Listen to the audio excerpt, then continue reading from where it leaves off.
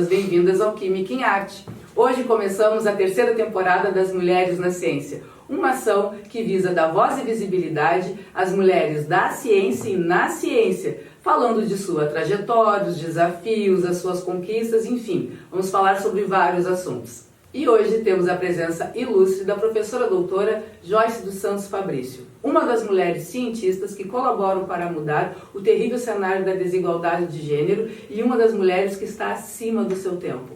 Mulheres na ciência que começa o matriarcado. Seja muito bem-vinda, professora Joyce. Muito obrigada, é um prazer muito grande. Eu acompanho a programação de vocês no YouTube há bastante tempo e estou muito orgulhosa, muito honrada desse convite. A gratidão é nossa, eu te agradeço profundamente por estar aqui. Estou te namorando há muito tempo. Esse empoderamento que tu traz para mim e para outras tantas mulheres, eu tenho certeza que não foi algo fácil, né? Foi uma conquista tua ao longo da tua trajetória. Graduado em administração, especialista em marketing e gestão de negócios, mestre e doutor em administração.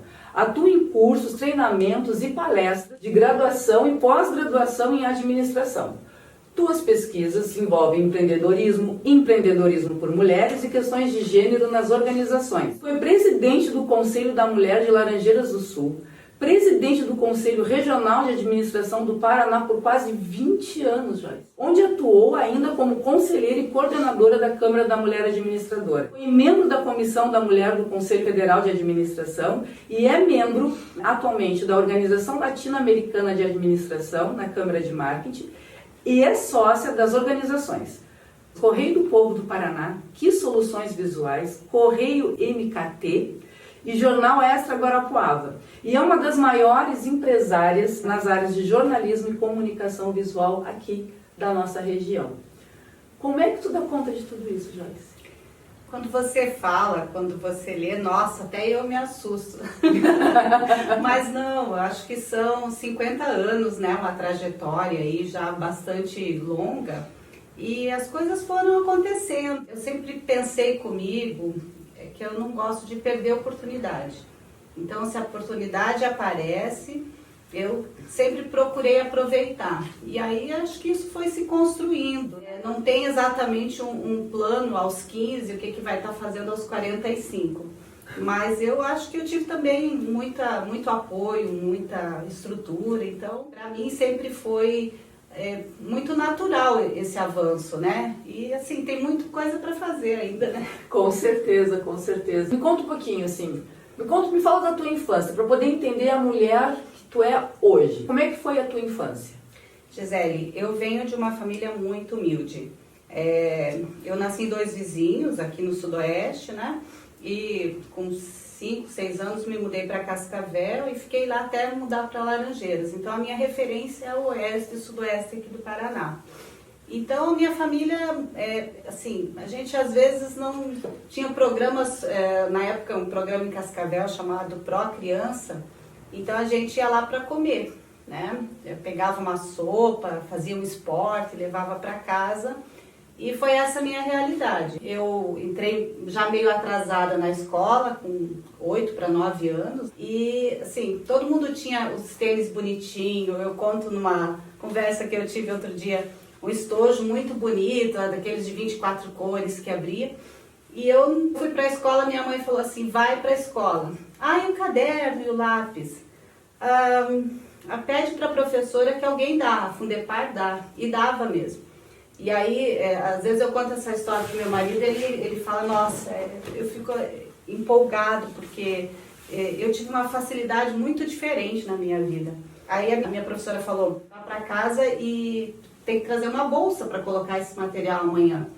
E aí eu cheguei em casa, minha mãe falou, não temos bolsa, vou me emprestar um saco de arroz da vizinha para colocar o material.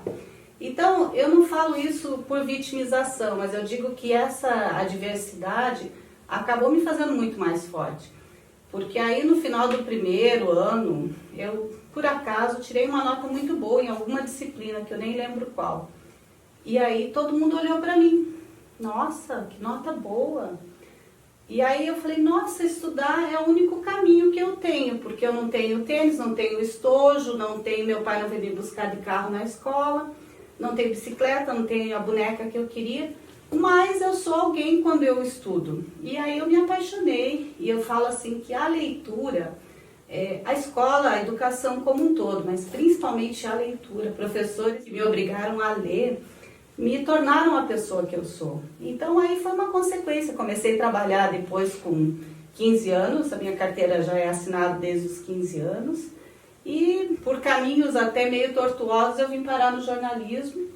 E o resto foi acontecendo. Não só, né, para mim, como para todo mundo que está nos assistindo, que às vezes a gente acha assim, porque eu sou pobre, porque eu sou de uma família humilde, eu não vou ter condições de chegar mais à frente. E isso não é verdade, gente, né? A professora Joyce está aqui mostrando e dando esse depoimento, como outras tantas mulheres que já estiveram aqui deram seu depoimento, mostrando isso que é possível. Basta tu acreditar, te esforçar, né, claro, e correr atrás, porque também não é algo fácil. Qual foi teu primeiro emprego? Meu primeiro emprego com carteira assinada foi numa padaria. Eu era balconista na padaria, né? Começava nessa padaria às 7 da manhã, então saía muito cedo de casa e depois no outro turno eu estudava. Então, depois eu troquei o horário, comecei a ir para aula de manhã até meio-dia e meio começava a trabalhar até às 9 da noite. Eu morava no último bairro da cidade. Eu brinco que eu morava quase em Corbélia, porque se atravessar um pouquinho está em Corbélia. Tipo 8, 10 quilômetros do centro, né? Mas de ônibus isso demora. Então, sempre foi um problema para todo mundo. Eu não achava um problema porque eu lia metade, né? 20, 30 páginas nesse trajeto. Então, foi bastante desafiador.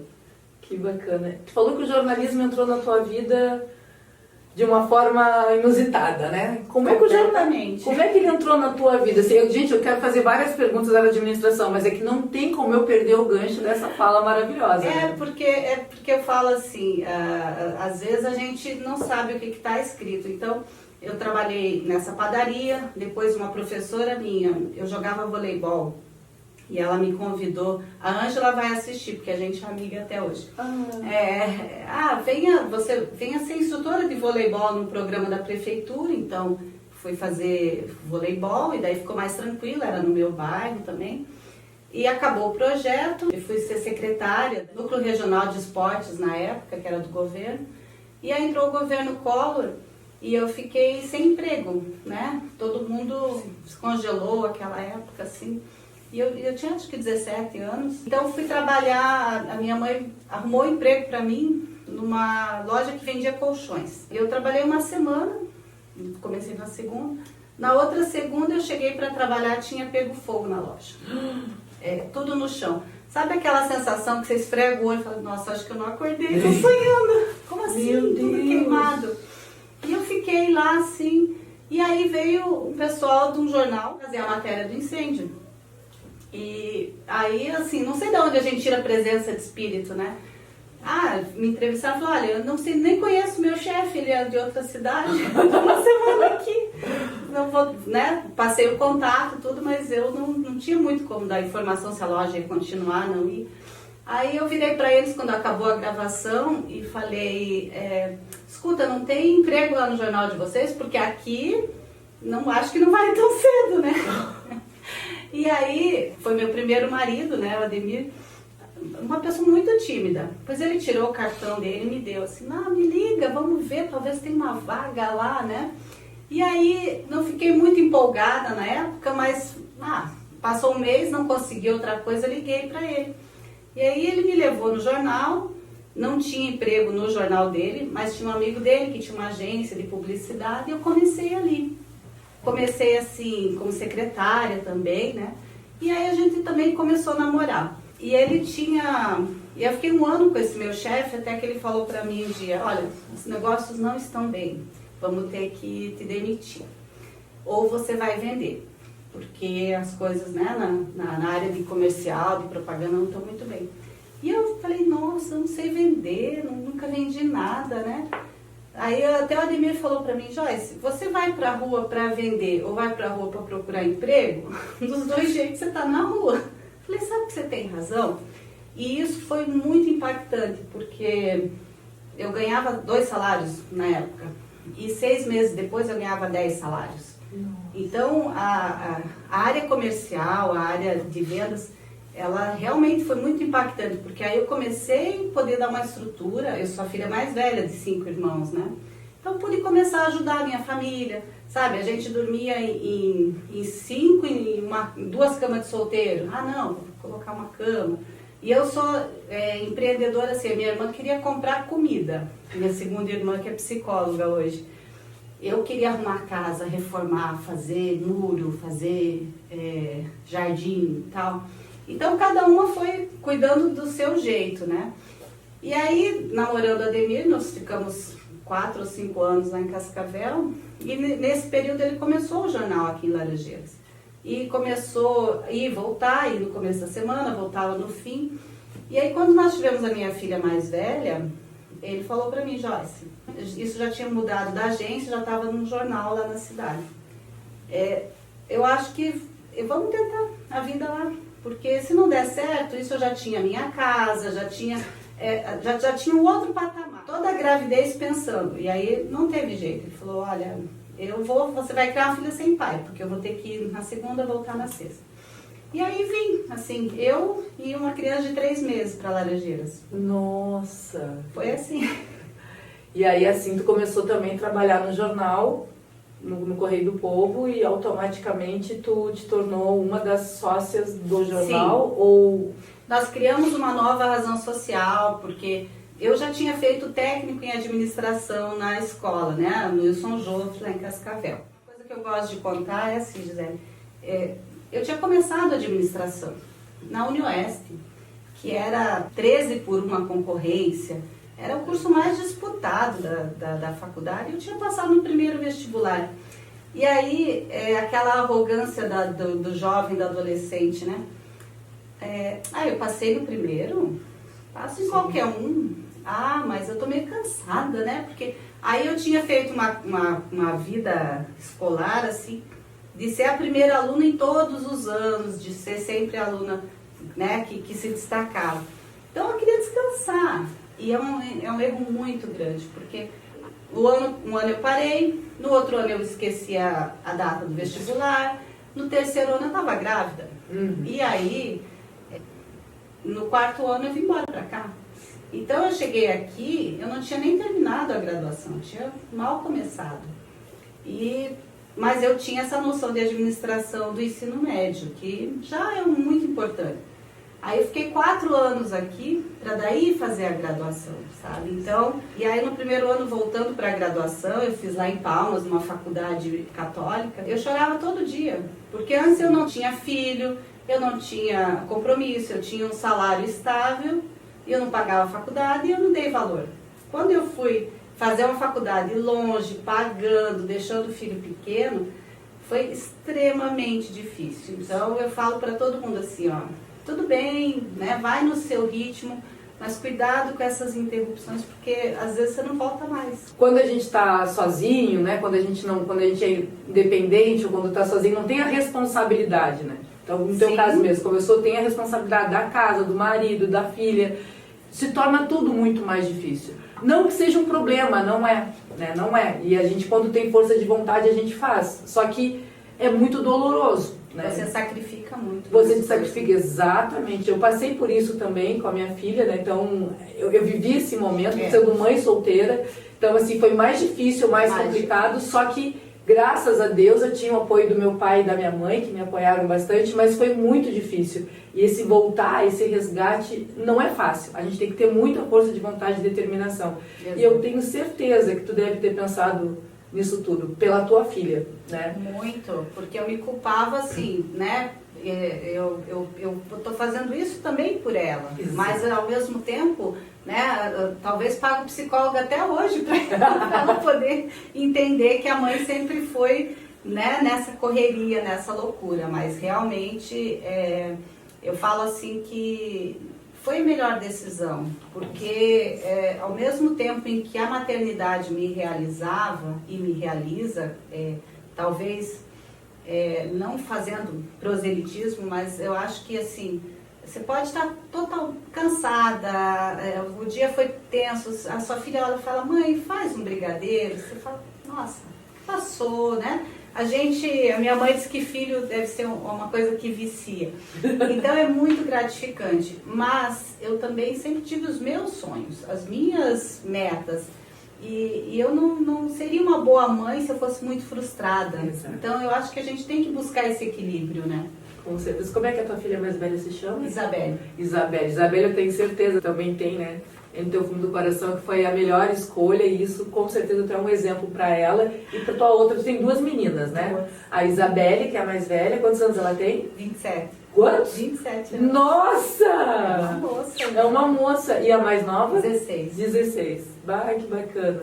São duas. Ela tem 26, ela vai dizer, mãe, já me deixou mais velha. Ela vai fazer 27 em agosto. Né? Uhum. E a mais nova, como é que se chama? Caroline. Caroline. A Isabelle e Caroline. Mas eu tenho certeza que tu é um excelente exemplo e elas te têm como um exemplo na vida delas. Né? Procuro ser, todo dia. Todo dia a gente procura ser e com certeza tu é, porque a tua trajetória de vida, a tua história de vida, né, a tua essência. A gente não vai atrás dos nossos sonhos só por nós também. Também, porque a gente não quer se frustrar, né? Mas também para poder dar uma melhor qualidade de vida para elas, até pensando em tudo que tu já viveu. Essa estrutura é muito importante, né? E não adianta que a gente acaba repetindo assim.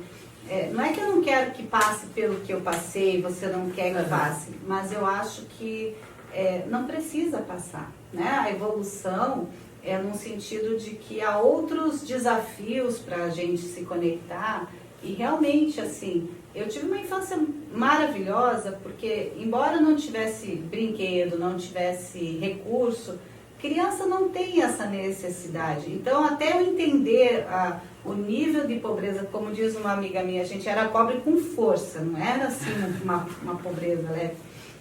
Mas até você entender isso, você já está quase pronto para começar a fazer a tua história também, né? Uhum. E para mim foi muito importante porque a minha mãe trabalhava, precisava manter, minha mãe se separou muito cedo, então era só ela, né? A gente tinha, e eu era daí a mãe, né? Além de tudo, eu tinha que cuidar dos meus irmãos. Então, quando eu fui mãe, eu já estava meio cansada de ser mãe. Então, eu precisava assim, olha, minha filha não precisa passar por aquilo, né? Uhum. E graças a Deus não passou. Realmente, ela não pode reclamar, assim, tudo que eu não tive, ela teve, né? Sim. Como é que chama a tua mãe? Sueli. Sueli. Como é que é o nome dos teus irmãos? Então, a minha segunda irmã chama Cristiane, é psicóloga em Criciúma. Depois tem um irmão que chama Delson, mora em Florianópolis, trabalha na área de cargas, de transporte. A minha quarta irmã é a Fabiana, que trabalha comigo no jornal, é administradora também. E aí tem um irmão caçula que mora em Florianópolis, chama Júlio, que é treinador de Muay Thai, dessas lutas. Nossa irmandade, ela é muito forte, assim, né? A gente não fica uma semana sem se falar praticamente, porque um cuidou do outro, né? Uhum. Que bacana. E me diz uma coisa, vamos, né, minha professora doutora Joyce, né, que a gente começou conversando, a gente fez um desvio aqui rapidinho, mas não é rapidinho, porque isso faz parte da tua história, eu acho que isso mostra a pessoa e a mulher que tu é hoje. Como é que a administração entrou na tua vida? Tu fez jornalismo, aí tu fez o técnico em administração e depois tu fez a faculdade de graduação. Em que momento que foi isso, né? Gisele, eu sou jornalista que a gente chama provisionada, prática, né? Eu não fiz uma faculdade de jornalismo. Então, eu só estudei administração. E o jornalismo, ele entrou pela necessidade, então, primeiramente pela área comercial, porque o que eu fazia na agência, depois eu fazia no jornal. E depois eu fui tendo bons amigos e professores, assim, fui aprendendo muito na prática, né?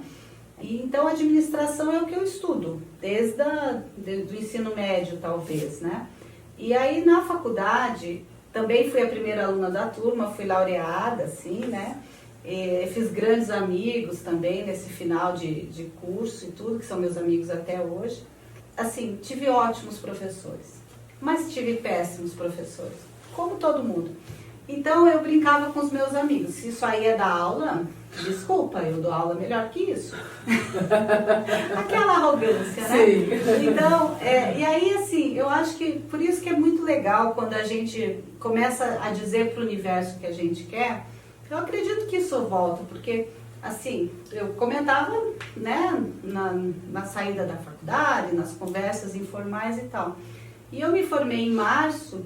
Em agosto, em julho, recebi um telefonema. Olha, fulano de tal me disse que talvez você queria dar aula e aí tem uma vaga para professora aqui em Quedas, que era uma extensão da FAG de Cascavel. Eu já tinha começado a pós, porque eu ganhei uma pós, essa de gestão e marketing, eu ganhei, né, como um prêmio lá da faculdade. Então eu comecei em abril, eu falei, eu estou fazendo pós ainda. Não tem problema, você vai aprender, a gente ajuda aqui e tal. Então, menos de 6 meses que eu tinha me formado, eu comecei a dar aula. E aí, não parei mais. Ai, que delícia. Tu orientou vários trabalhos. Quando eu comecei a orientar, existia uma certa experiência profissional. E eu sempre tive muita sorte das instituições que eu trabalhei, tanto na FAC, como aqui na Faciopar, como em Guarapuava, na Guaracá, de ter supervisores, diretores de orientação muito profissionais, assim, que sempre deixaram tanto eu como os alunos muito à vontade. Então, eu acho que construir um TCC, uma monografia, é um processo de troca muito grande, né? E aí isso me ajudou bastante porque dando liberdade para o aluno, né, às vezes estudando temas junto com ele, porque é muito vasto hoje o conhecimento, deu para trabalhar muitos temas e várias coisas apaixonantes. E quando isso foi se ampliando para o mestrado, para o doutorado, eu consegui aprender muito com os meus orientadores, né? Então isso é muito gratificante mesmo. Eu ser professor, né, eu acho, né, pelo menos o ato de ensinar e aprender de forma mútua, assim, sabe? A gente tenta ensinar ao máximo, mas a gente aprende bastante também, né? Não só com os nossos orientandos, com os nossos orientadores, né? Orientadoras, enfim, na questão da postura, em questão de tudo. Os teus orientadoras foram homens ou mulheres? No mestrado foi uma mulher, professora Ilka, Teresa Vier Machado, e no doutorado foi um homem, o professor Fábio Viseu. E recentemente tu defendeu a tua tese de doutorado que foi intitulada Violências e Desafios no Empreendedorismo de Mulheres. O que te levou, né, eu acho que eu já sei a resposta, mas eu preciso, né, eu queria ouvir de ti. O que te levou a fazer uma tese, né, com esse título, esse nível? Conta para nós um pouquinho sobre esse teu trabalho, né, os resultados obtidos, enfim. Fala um pouquinho do teu trabalho de doutorado. Gisele, para falar da minha tese, eu preciso voltar um pouco no mestrado, porque, assim, eu tenho muita gratidão no caminho, mas eu trabalhei dentro do mestrado que eu dava conta na época. Então, eu fiz uma tese sobre as mulheres do vestuário feminino, ali de Cianorte. Foi um trabalho muito exaustivo, muito profundo, mas foi um trabalho funcionalista, né? Então, essa perspectiva é o que eu conhecia e é o que eu dava conta. E quando eu cheguei no doutorado, nossa, não estou muito afim de aprender outras visões de mundo. Essa aqui está confortável, a minha caixinha, né? E aí as disciplinas foram acontecendo e eu continuava na minha caixinha.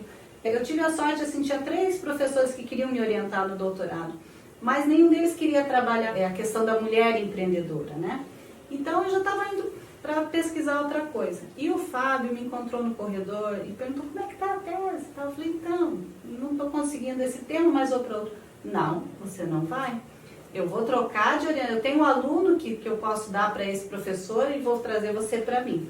Então ele me pegou pela mão e foi de uma paciência infinita, porque assim, o Fábio trabalha, nossa, toda a teoria crítica, né? E é uma teoria que eu tenho as restrições porque não foi a minha realidade, tanto profissional como acadêmica. Não, Joyce, vamos no teu ritmo, no teu conhecimento, leia isso aqui, leia isso aqui. E aí eu discutia muito com ele, eu dizia, eu não vejo essa violência, eu não enxergo, porque... aí ele começou a me fazer perguntas.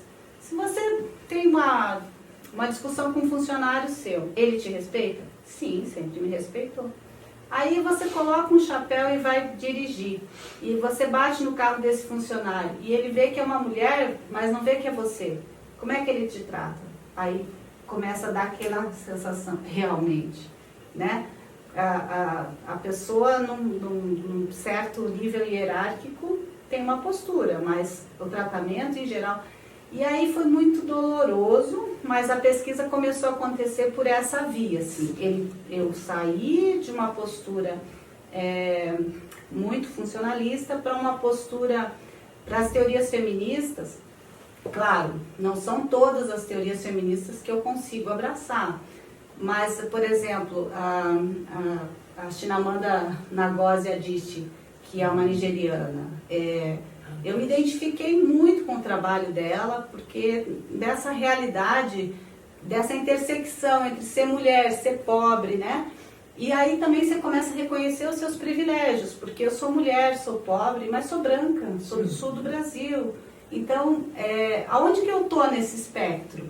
Então, com isso eu consegui olhar muito o machismo em mim primeiro, sabe? O machismo que vinha do meu fazer, não só acadêmico, mas principalmente empresarial e tal. Dá um gatilho e às vezes te paralisa no sentido, nossa, mas eu contribuo para esse machismo, em quais circunstâncias?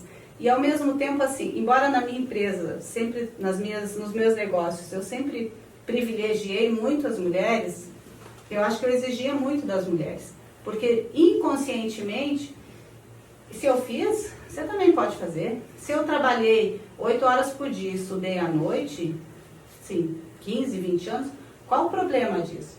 Então, essa descoberta me trouxe assim, muita conscientização, e aí isso foi fazendo muita transformação. E quando eu fui para a pesquisa, depois de já ter lido isso, eu chorava com ele, porque eu passei... então, assim, o Fábio foi um anjo na minha vida, assim, né? Meu amigo até hoje. E aí, o primeiro dia que a gente sentou para alinhar, para fazer um esquema da tese, professor, não, a partir de hoje eu não sou mais seu professor, eu sou seu colega de pesquisa. E é assim que a gente vai trabalhar. Então, eu aprendi, é uma pessoa assim que uma hora você tem que conhecer, porque...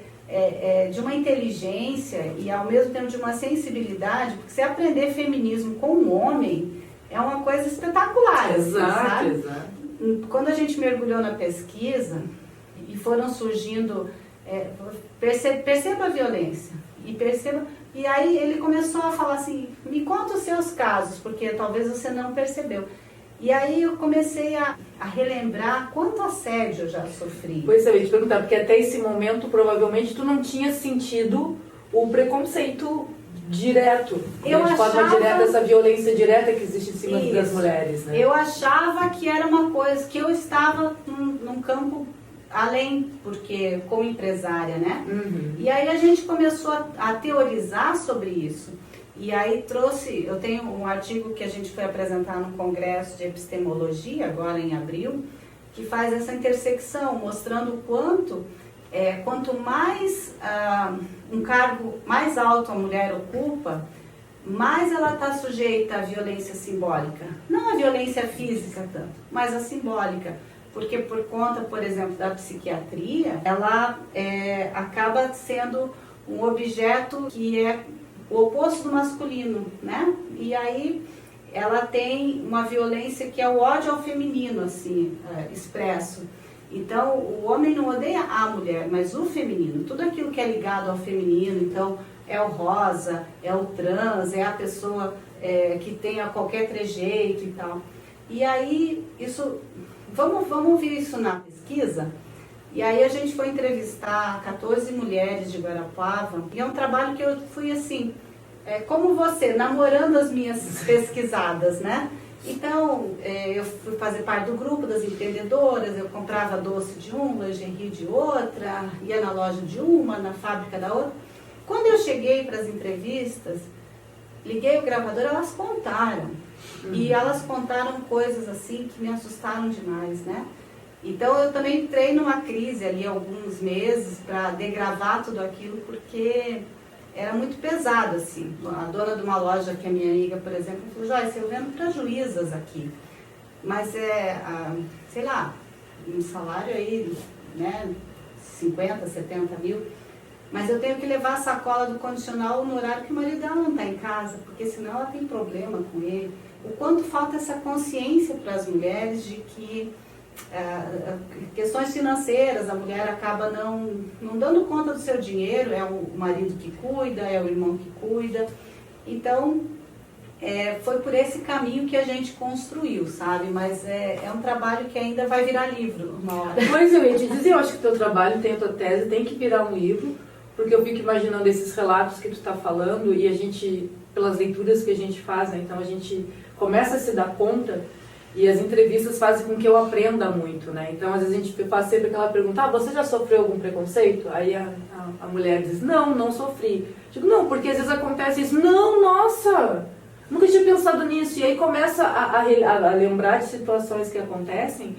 E, de fato, gente, o preconceito existe, né? A gente tenta dizer que não. No caso, como tu falou, tu ainda está numa posição, tu ainda estava ou está numa posição que tu é uma mulher branca, numa posição que te traz um certo conforto, certo? Sim. Mas, ao mesmo tempo, para uma mulher preta, como eu, por exemplo, o preconceito acontece direto. E é incrível nas menores coisas, né?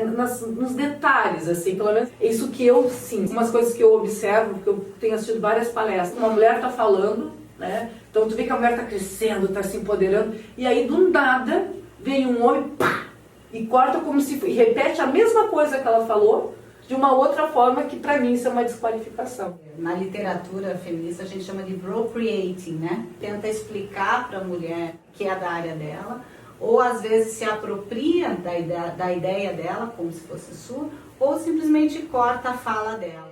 E tem o gaslighting, que também é quando você... Não, você tá louca, isso aí não existe, né? Aí nas relações pessoais acho que é mais comum. Veja, quando eu comecei a tese, a gente quer dar conta do mundo, né? E aí o Fábio também sempre me colocou assim, Joyce, a gente não vai salvar a humanidade, né? Mas assim, do ponto em que você está, existe uma intersecção de desigualdade, de falta de equidade das mulheres para trás, mas existe para frente também. Por exemplo, participo de uma associação dos jornais. São 19 homens e eu, né?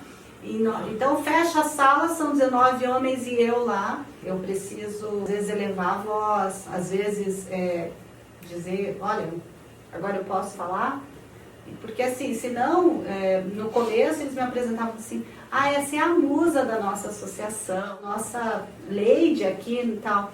E são sempre situações que querem, de uma certa forma, te valorizar, mas na verdade é sexualizar você. O tempo coloca tudo no seu lugar, né? Então eu digo assim, a minha empresa hoje dentro desse segmento é uma empresa que é sólida, que é estruturada. Muitos desses homens machistas já fecharam, já não estão mais aí. Então, acho que o tempo vai colocando. Aqui na região, logo que eu mudei para cá, tinha um prefeito que, então, eu comecei a fazer uma agenda regional, né? Visitar os municípios, apresentar o jornal e tal. E aí a minha secretária ligou, queremos marcar uma visita aí, né? A dona do jornal quer conversar com o senhor. Não, eu converso se for o dono do jornal. Eu não quero falar com uma mulher dona de jornal, onde já se viu? Então, aí o meu sócio veio, né? Todo assim, fulano... O que eu faço? Eu falei, vai lá, conversa com ele, né? E aí a gente traz aqui, a gente decide que postura tomar, mas eu não vou me vitimizar, não quer falar comigo, então não vou atender. Não, a gente tem que ser como a água, a gente vai contornando os obstáculos. De fato, foram inúmeras situações assim, e que muitas eu só me dei conta mais tarde. A que mais me traumatizou, e aí foi assim um processo mesmo, foi quando eu queria fazer mestrado, depois acabei indo para a UEM, um professor meu, encontrei num congresso e sentei com ele no hall do hotel. E aí, professor, eu estava querendo fazer mestrado, né? Quantos alunos hoje chegam para a gente assim? O senhor tem uma instituição para me recomendar, um tema, um caminho, conhece alguém que eu poderia começar a mandar um projeto e tal? E esse professor fez o seguinte, Zé, tirou a chave do quarto dele do bolso, colocou na mesa e falou, 805? Como assim? Quer entrar na instituição X? é só você me visitar, daqui meia hora eu vou estar lá te esperando. Então essa foi muito ostensiva, assim, muito grosseiro, né? E o meu maior arrependimento é de não ter virado a mão na cara dele, assim, porque eu fiquei sem ação, né? Sim. Então eu falei, eu vou ver, tá bom, não sei. E não tive ação, né? Então... Porque a gente não espera isso também. Como é que tu vai esperar isso de um professor, né? E quando tem coisas que acontecem de fato, que a gente fica sem ação. Porque a gente... É tão chocante aquilo Isso. que tu não espera, né? Então é natural esse teu posicionamento. Tipo, como assim, né? Tu fica assim, aí depois realmente, como tu falou, né? Depois sobe aquele ódio, assim, né? Mas o que é mais pernicioso numa situação como essa, não é o papel dele. É que daí eu comecei a me questionar. Será que para entrar no mestrado eu vou precisar apelar para isso? Porque daí aí ele ainda deu uma lista para mim. Sabe, fulana, beltrana, trajana, entraram assim. Então, assim, tipo, por que não, né? Aí eu falei, se a gente quer estudar tanto, passa madrugadas lendo, se preparando, e daí tiver que apelar para esse tipo de negócio escuso, joga tudo o resto fora, né? Você só vai virar uma pessoa assim que vai se aproveitar da sua imagem ou vai fazer favores sexuais para conseguir as coisas. Então, daí eu fiquei um ano meio deprimida por causa disso. Sim, não claro. Contei pro meu marido na época, né? Eu estava casada com o Ademir. Nós, em 2003, nos separamos, porque trabalhar junto com o marido também não recomendo, sabe? Acabou sendo, assim, um desgaste muito grande. E a gente acabou se separando. Em 2005 eu casei de novo. Mas, enfim, a gente tem uma falta de crédito na gente mesmo, pelo que eu passei. Então, quando eu fui tentar o mestrado na UEM, foi a primeira tentativa, tinha duas mulheres, um homem numa banca, e eu passei. E eu falei, olha, eu tenho uma filha, na época acho que de 5 anos, 6 anos, então... se eu for estudar, eu tenho que contar isso, né? E eu sempre falava para a professora, professora, vocês resgataram a minha autoestima, porque aquela situação foi, assim, muito debilitante pra gente. E às vezes a gente não fala, eu fui contar isso de verdade, por isso que hoje eu falo, assim, na terapia, né? Depois na escrita, mas a gente precisa criar uma rede de proteção entre as mulheres, porque... Quantas mulheres hoje tem na academia, de fato, em cargos de direção? Tem muitas mulheres trabalhando. As pesquisas mostram que a produção acadêmica de uma mulher, ela cai lá no pé quando ela é mãe. E quando o cara é pai, tá tudo certo. Exatamente. Então, como é que a gente vai dizer que é uma sociedade equilibrada, né? Não existe equidade aí, não existe. Isso já tem o próprio CNPq tem mostrado isso, os dados, né? A ONU também traz isso, né? Então, a mulher, quando ela faz uma graduação, ela faz um mestrado, ou doutorado, enfim, tem filho, né? Como se filho fosse um problema, né? E filho é uma produção, como qualquer outra, no sentido, não julgando mais ou menos importante que um artigo, mas é uma produção tão importante para uma mulher que deseja ser mãe, né? Tu vê que os homens, eles conseguem... O látis deles continuam caminhando e nós mulheres, no mínimo, ficamos de 4 a 5, 6 anos, talvez, para conseguir resgatar. É claro que tem mulheres que são mais proativas, não vou dizer que não, mas cada uma mãe passa por situações, enfim, né, que as pesquisas têm mostrado. Sim, isso. E é muito da educação, né? As pesquisas mostram também no mundo executivo mesmo fenômeno, sabe? A carreira da mulher, ela sofre uma interrupção, um retardamento muito grande com a maternidade.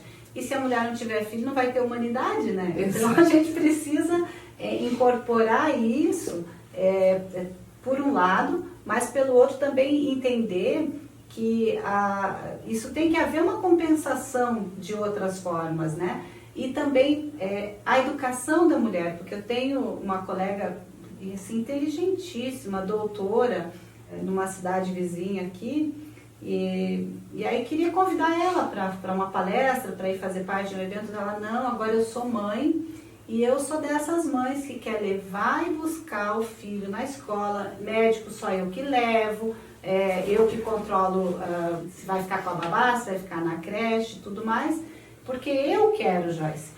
E assim, eu não vou discutir com ela. Ela quer, mas ela quer porque ela aprendeu assim, a mãe fez assim, a avó fez assim. Quando a gente começa, por isso que eu falo que estudar, principalmente, não é ser uma feminista radical, mas entender assim que a responsabilidade pode ser compartilhada e deve ser compartilhada, torna muito mais leve. E tem muitos homens ansiando por isso, né? Então, é uma construção que só o conhecimento vai trazer. E essa condição de que as mulheres precisam se apoiar. A questão que a gente discute muito dentro dessas teorias é a sororidade. Porque senão, a piada é antiga, mas ainda vale, né? Se você ligar para 3 casas de amigo que se o seu marido tá lá, ele não só dormiu lá, como ainda tá lá, né? Tá nas 3 casas. Então, eles têm uma irmandade muito grande. E nós ainda somos mais competitivas em um nível e em algum outro, assim... Nós também valorizamos o masculino. Muitas características masculinas. Então, é uma construção ainda para trazer uma sociedade mais humanizada, né? Não, eu concordo contigo. Ali tanto um ponto que tu falou anteriormente, na questão do teu orientador. Eu quero dizer assim que eu acho que é importante a gente salientar que existem homens, sim, que têm muita sensibilidade em relação às mulheres. Um exemplo é o teu orientador, Sim. Né? Que teve essa sensibilidade de te trazer, discutir temas relacionados a mulheres, ao feminismo, te ensinar e te mostrar alguns caminhos, né, que tu poderia permear, né, e desenvolver o teu trabalho e aprender, enfim. Eu acho que isso é muito importante. E quando tu fala das mulheres, infelizmente, isso eu tenho observado nas próprias entrevistas que eu tenho feito e nas leituras e nos relatos de outras tantas mulheres, né? Às vezes o preconceito vem da mulher, né? Porque não existe essa irmandade entre nós mulheres, né? Existe um coleguismo, mas o apoio em si, os homens acabam conseguindo se apoiar muito mais do que nós mulheres. E aí vem algo que eu não sei explicar. Talvez a psicologia explique, ou eu tenha que evoluir ainda enquanto ser humano, né? Porque às vezes as pessoas... Eu não sei se a palavra certa é inveja, né? Até eu discuti isso já em outra entrevista, a questão da inveja. Existe inveja boa, não existe inveja branca. Inveja é inveja. Ponto, né? Como é que tu trabalha e administra isso, né? Mas o que eu vejo das mulheres, às vezes, que as próprias mulheres parece que...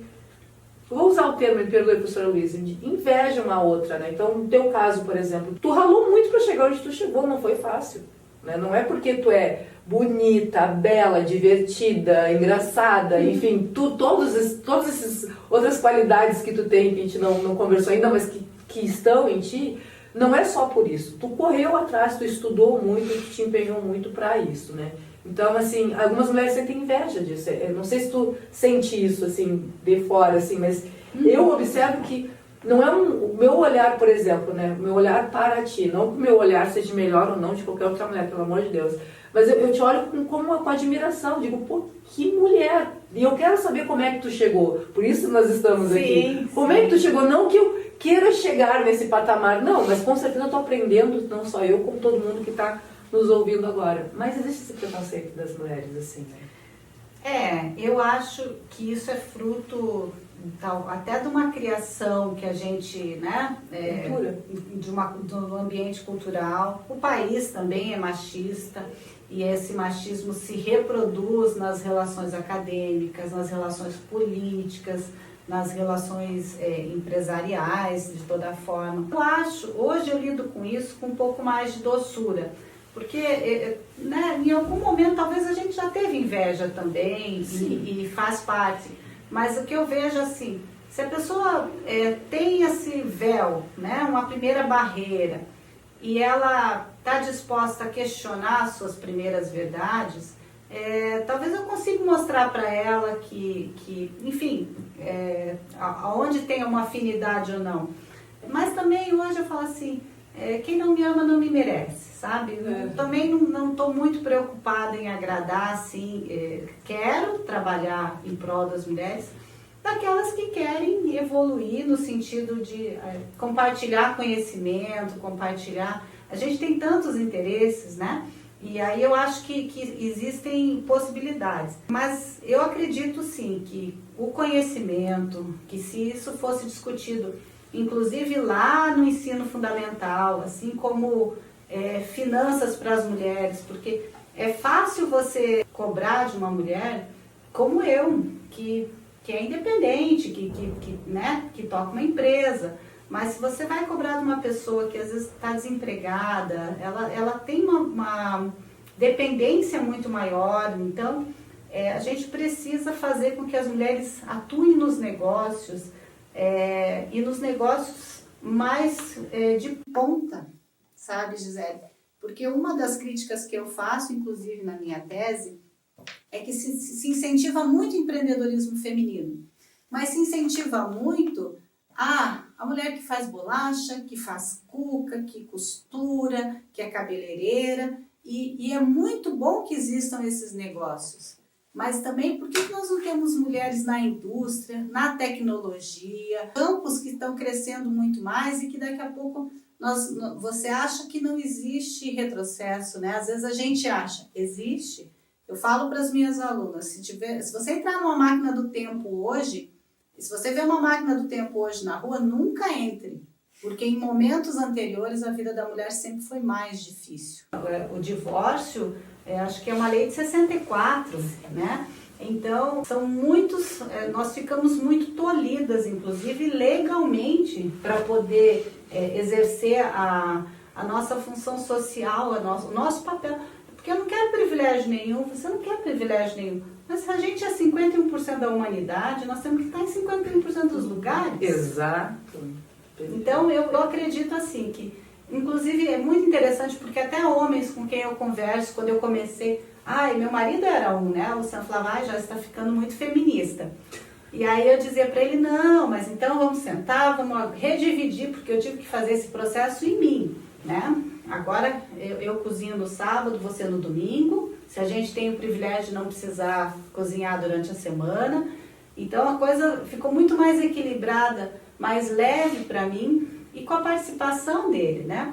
Agora, outros falam assim, quando você começou com esse papo, eu achei que era meio... as mulheres feministas ficaram meio rotuladas, assim, como uma coisa que vai queimar sutiã na praça e tal, né? E hoje não, pessoas falam assim, eu comecei a prestar atenção, isso que é bonito.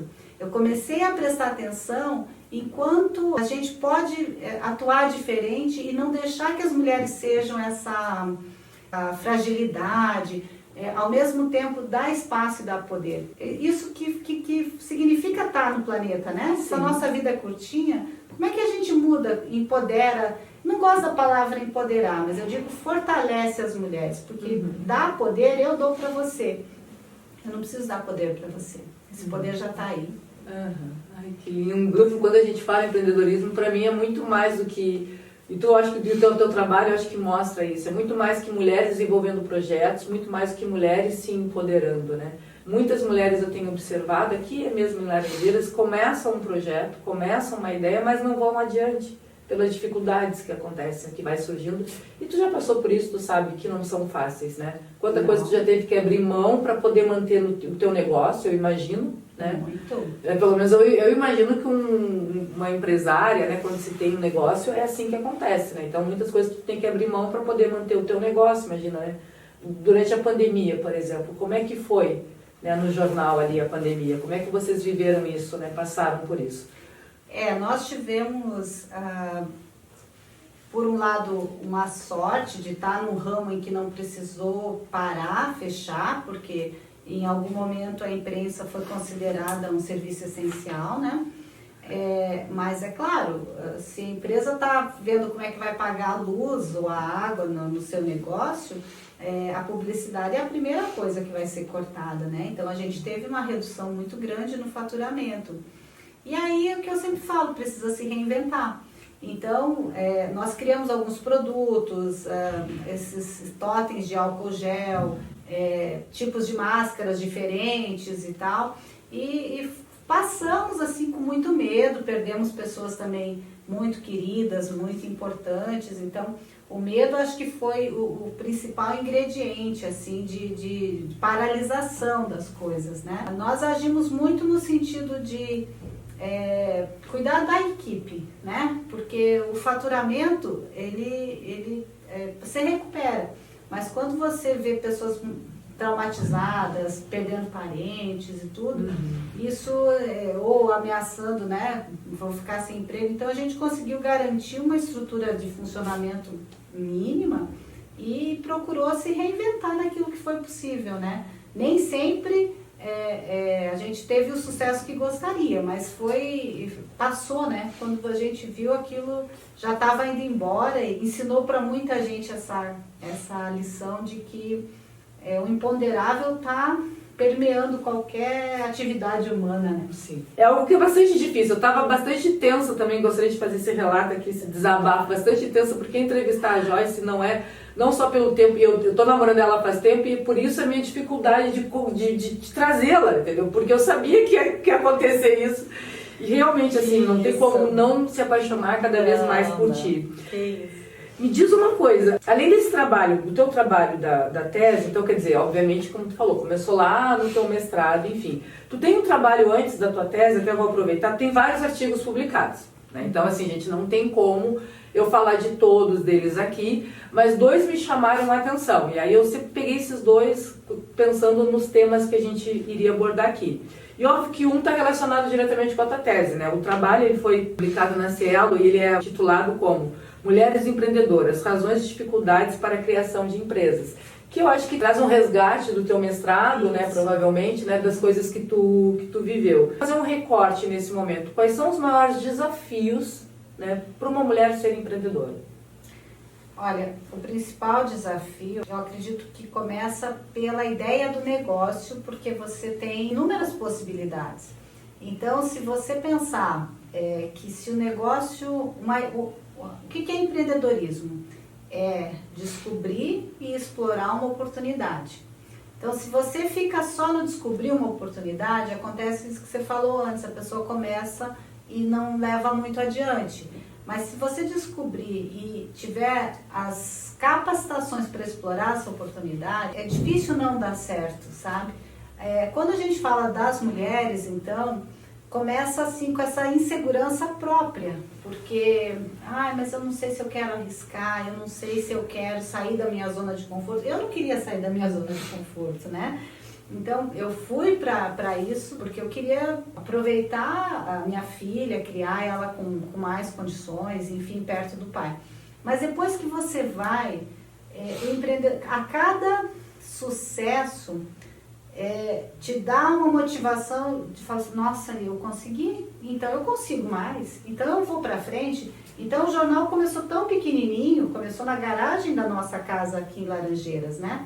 E aí uma vez eu ganhei um chaveiro numa cooperativa muito bonita, assim, no final do ano, no evento, e cheguei no jornal e preguei esse chaveiro na parede. Eu tinha 3 funcionários, falei para eles, olha, vocês estão vendo isso aqui? Isso aqui é a chave da nossa sede própria. E realmente todo mundo, da onde, Joyce? 3 anos depois a gente estava inaugurando a nossa sede própria. Então, eu acho que o difícil é começar. Por isso que a gente precisa tanto trabalhar, massificar as capacidades, as qualidades empreendedoras, não só para as mulheres, mas para os jovens, porque eu não acho que empreendedorismo é uma panaceia para todos os males. Mas eu acho que sim, que as pessoas produzem muita riqueza quando elas ajudam a enxergar as necessidades do mercado, as necessidades da sociedade, enfim, né?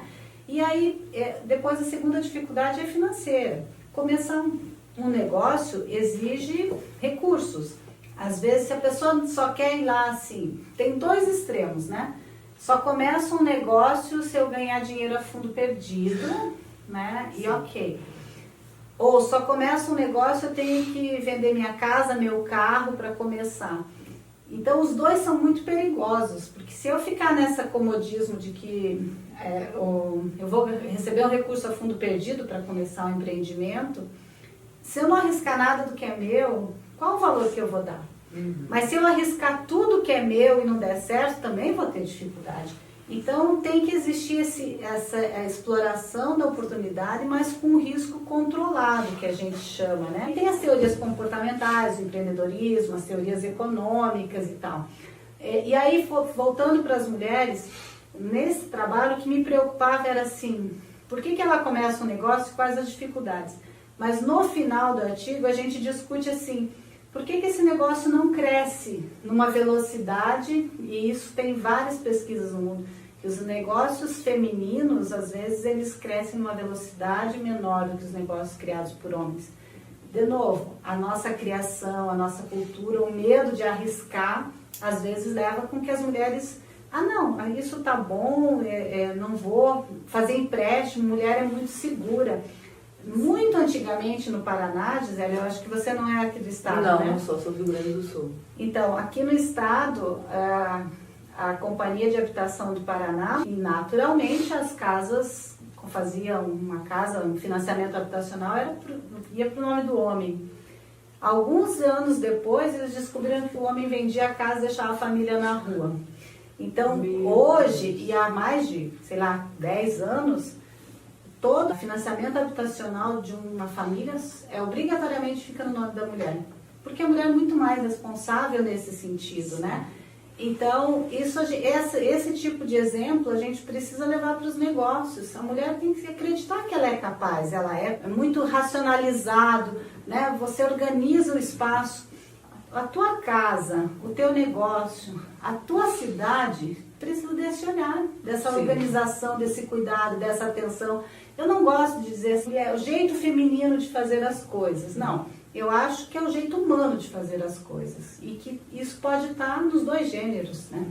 Com certeza. Não, é que a mulher ela tem essa questão do cuidado, né, do zelo, acaba não arriscando muito. Mas o que eu vejo hoje, para tudo na vida tem um investimento, tem o seu tempo, tem o seu amadurecimento e tem o ônus e o bônus, né? Não é um processo natural. Os jovens de hoje, ou as pessoas de hoje acabam desistindo fácil porque querem algo imediato. É um outro trabalho que tu publicou, o jornalismo online é um caminho, uma análise da transição tecnológica dos jornais impressos. Vocês tiveram que se reinventar, né, durante a pandemia, com certeza.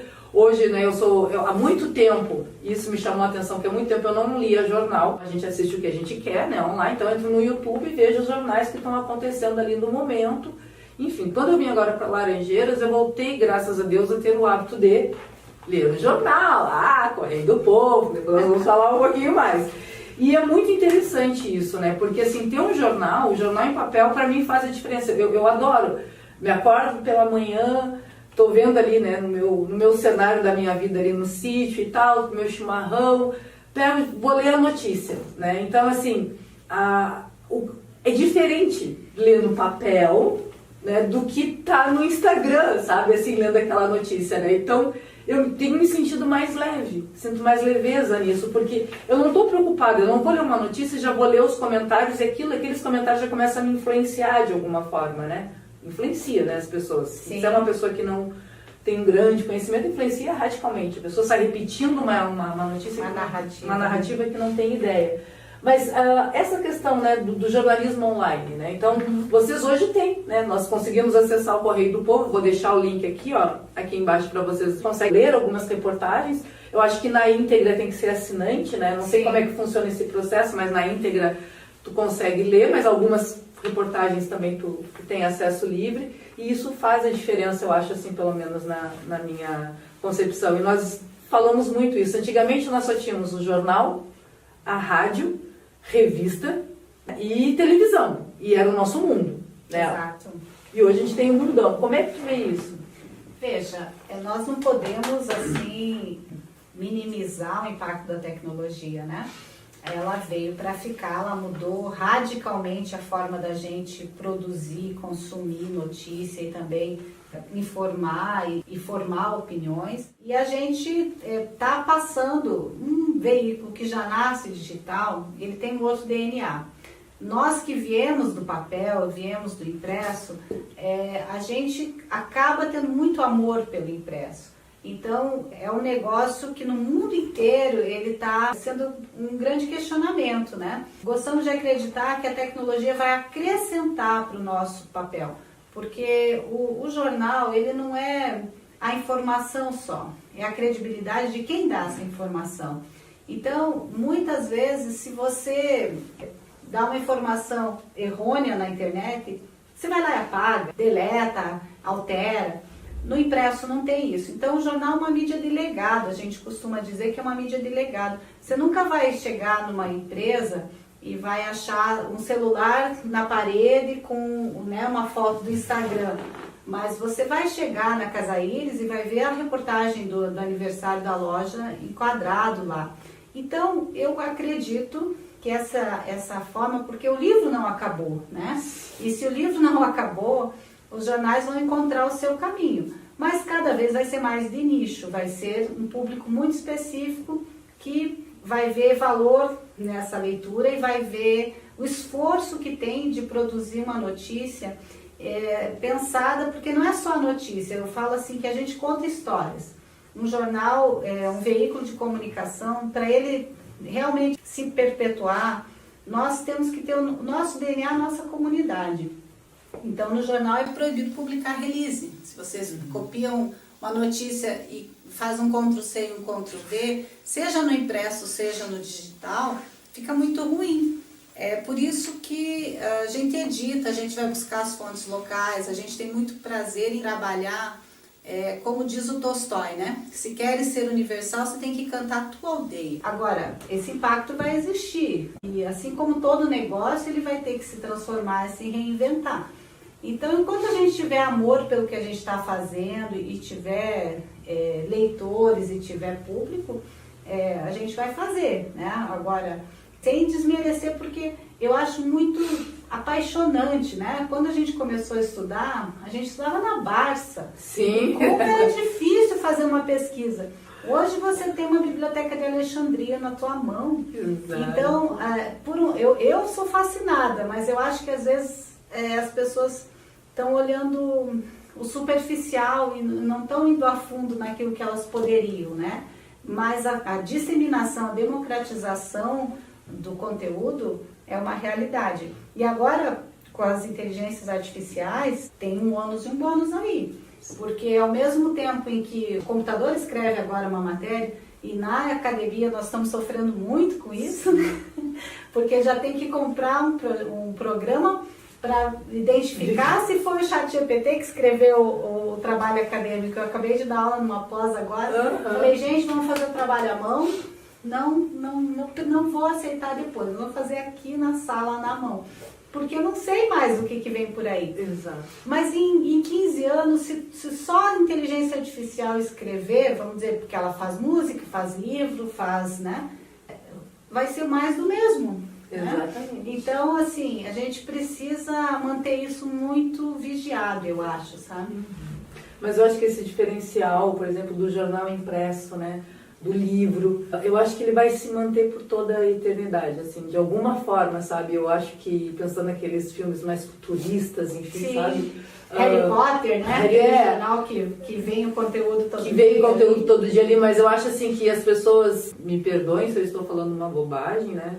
Mas assim, em termos de evolução, né? Então as pessoas mais evoluídas são aquelas que voltarem para a essência, para o básico, sabe? Assim, do ler, de se envolver, de ler uma reportagem, por exemplo, né? Quando eu vejo as reportagens, uma coisa que eu tem me chamado muita atenção, que realmente eu tenho feito essa leitura no jornal, né? Cada vez mais, por exemplo, claro, isso também está na tua essência, né? Cada vez mais as mulheres são apontadas aqui, cada vez mais as mulheres têm visibilidade aqui no teu jornal. O cuidado e o carinho das reportagens, eu quero agradecer também imensamente, porque eu também já fui convidada, já estive, né, na capa do jornal. Comprei vários mais ali para dar para a família toda, porque sair na capa do jornal, né, gente, não tá na coluna policial. Ai, que horror. É muito bom, né? Mas eu vejo assim, não só eu, como outras tantas mulheres, né, que estiveram lá, e eu também, né, como eu falei inicialmente, o nosso projeto também teve, né, no jornal Correio do Povo, como tem outros tantos projetos que o jornal tem colocado, e isso eu acho que é fantástico, né. Além do Correio do Povo, que tem aqui, vocês têm o jornal em Guarapuava, né? Sim. E lá também, como é que funciona o processo? Também é impresso? É impresso, mas lá é semanal. Lá a gente circula tá. na sexta-feira e circula, daí tem o site que atualiza todo dia. Tem o nosso DNA, mas ele procura fazer essa mesma leitura da comunidade, mas restrito a Guarapuava, né? Nossa equipe lá é enxuta, são 3 pessoas. E muito legal porque ao mesmo tempo assim que talvez a gente leva muita experiência daqui, aprende muito com eles lá, né? Com a cidade e com a nossa equipe. Nosso jornal em julho faz 10 anos lá em Guarapuava. Eu aprendi a dar muito valor para Laranjeiras e para Cantu, porque a gente acha que está numa cidade menor, que as coisas são mais difíceis, que as coisas são mais amadoras. E assim, eu aprendi a duras penas que a gente vive numa cidade muito profissional do ponto de vista da comunicação, da valorização da imprensa, né? Quando eu recebi o primeiro convite para ir cobrir um evento lá em Guarapuava e para o jornal pagar para ir cobrir o evento, eu comecei a ver que as coisas são um pouco diferentes. Sim. Como assim você vai pagar para trabalhar? Mas assim, já evoluiu muito também. Eu acho que quanto mais a gente conseguir fazer essa leitura regional, melhor é para troca de experiências, porque tem muita coisa boa lá e tem muita coisa boa aqui que a gente troca. Na tua trajetória, quais são os pontos mais marcantes? Tá, então vamos fazer esses 2 contrapontos. O ponto mais marcante enquanto professora, doutora, docente, na área da administração, bem catedrática, vamos dizer assim, não tanto, óbvio, né? E no jornalismo, enquanto jornalista. Olha, como professora, eu acho que sempre me marca muito quando é a banca de defesa de um aluno, de uma aluna, enfim, porque é um momento assim que a gente fala, ufa, fizemos uma trajetória juntos, estamos aqui para entregar um produto para a sociedade e eu sou apaixonada por pesquisas que tenham alguma finalidade. Na área de sociais aplicadas, sempre trabalhei, então vamos falar de recursos humanos, né? Vamos criar, então você vai na empresa X e vamos criar um manual de procedimentos de contratação, um manual de integração, alguma forma de sistematizar a estrutura, as áreas funcionais da empresa. E quando isso acontece e o empresário recebe e o aluno se diploma, para mim é uma realização muito grande. Então, acho que sempre foram esses momentos assim. É claro, como diz as bancas de defesa, na minha banca de doutorado tinha a professora Maria José Tonelli da FGV, tinha a professora Cris da PUC Minas, que foi assim, eu falei, gente, que privilégio, porque é uma banca de doutorado e eu estou aprendendo com elas aqui ainda no finalzinho ali do doutorado, né? No jornalismo, esses momentos de virada de chave, né? Quando o jornal construiu a sua primeira série própria, quando a gente começou a ter a nossa gráfica própria também, que é uma outra independência, né? Tem uma história que eu conto sempre que nos tempos muito antigos, assim, a cidade aqui tinha essa... eu falo de viúva porcina, a síndrome da viúva porcina, porque ao ter sido capital do território federal do Iguaçu, e depois não ser mais, ser durante praticamente 2 anos, ali entre 44 e 46, mais ou menos, quando eu cheguei aqui, a cidade tinha muito essa coisa de... Eu recebi muitos conselhos assim, por que você não volta para Cascavel? Porque aqui é uma cidade aposentada, aqui é uma cidade que não tem futuro. E eu vejo hoje Laranjeiras despontando, sabe? Tendo assim, atraindo muitas empresas, atraindo moradores, sendo muito... Eu viajo muito a região toda e todo mundo me pergunta, nossa, que legal, né? Como Laranjeiras cresceu, como tá bonita. Então, isso para mim me marca bastante, sabe? Quando eu cheguei aqui, os mercados fechavam na hora do almoço. Então, foi um impacto muito grande, né? Isso era 96, mais ou menos. Então, eu acho assim, ver esse crescimento e achar que de alguma maneira a gente tem uma pequena contribuição para isso, porque são grandes lutas. O jornal ele não pode só noticiar o que acontece, ele tem que comprar algumas bandeiras e defender a instalação da UFES, defender A escola técnica ficou 6 anos fechada, então a gente tinha uma campanha lá, né? Por causa de 5 centímetros, 12 mil crianças estão fora da escola, que era a medição lá que tinha dado problema. E tem outras bandeiras para acontecer, que eu acho que isso vai muito da nossa visão regional. Então, a gente precisa aqui de um terminal, um porto seco, para que os grãos da região possam ser escoados. A gente precisa aqui do IML, nós precisamos lutar por esse desenvolvimento, né? E aí isso vai passar muito ainda por melhorar a nossa representatividade política, inclusive das mulheres, não tem como. Tem muitas conquistas assim que eu me orgulho de ter ajudado e ter noticiado, sabe? Não, com certeza. Não sei se vocês sabem também, aproveitando nessa oportunidade, a nossa universidade aprovou, né, recentemente o curso de administração bacharelado. E a professora Joyce fez parte do grupo de trabalho, né? Então a gente também, a nossa universidade é muito grata a isso, porque quando a gente vai criar um curso, não é apenas só os professores aqui da universidade, não, nós precisamos que a comunidade, outras pessoas da área, estejam conosco para elaborar o projeto para a comunidade. E isso é uma coisa que, como diz essa defesa, é incrível, assim, porque pelo menos eu adoro quando eu abro o jornal e tem alguma reportagem da universidade, falando da universidade, que é a valorização da universidade, desse espaço que está aqui, e não só da universidade, como de outros tantos que vocês também levantam a bandeira. E isso é incrível, isso fica tá muito claro, bonito, né? Muito bonito mesmo. Eu vejo através do meu estudo, eu estudo o jornal me traz essa informação, mulheres que estão desenvolvendo seus trabalhos, suas pesquisas, seus projetos, né, enfim, seus negócios. Mas nós temos poucas mulheres na gestão aqui em Laranjeiras. Não só aqui, como no governo do estado também. Aqui na região nós temos 2 prefeitas em 20 municípios. Nossa. Que é a prefeita de Bema, que é Vivian, e a prefeita de Goioxim, a prefeita Mari. Vereadoras não chega a 15%. Mas isso é uma reprodução do número nacional, né? As mulheres são 13% dos cargos políticos. São 14% das executivas nas organizações. E aí, realmente, é um trabalho que precisa ser fomentado. Conheci uma prefeita uma vez em Curitiba, e aí eu falei, prefeita, e aí como é que é ser prefeita? Como é que é, né, entrar na política? E ela falou, Joyce, você precisa se preparar. Porque se você não tiver um amante, vão te arrumar um. Se você tiver um, vão te arrumar 3 ou 4. A mulher, ela não você nunca viu, e aí eu não estou falando aqui de preferência política, mas você nunca viu ninguém discutindo se o terno do governador ou se a calça do presidente está com frizz ou estava amassada, né? A roupa da Dilma, a maioria das mulheres políticas, é a roupa, é o cabelo, é o peso, é a maquiagem, isso vira sempre...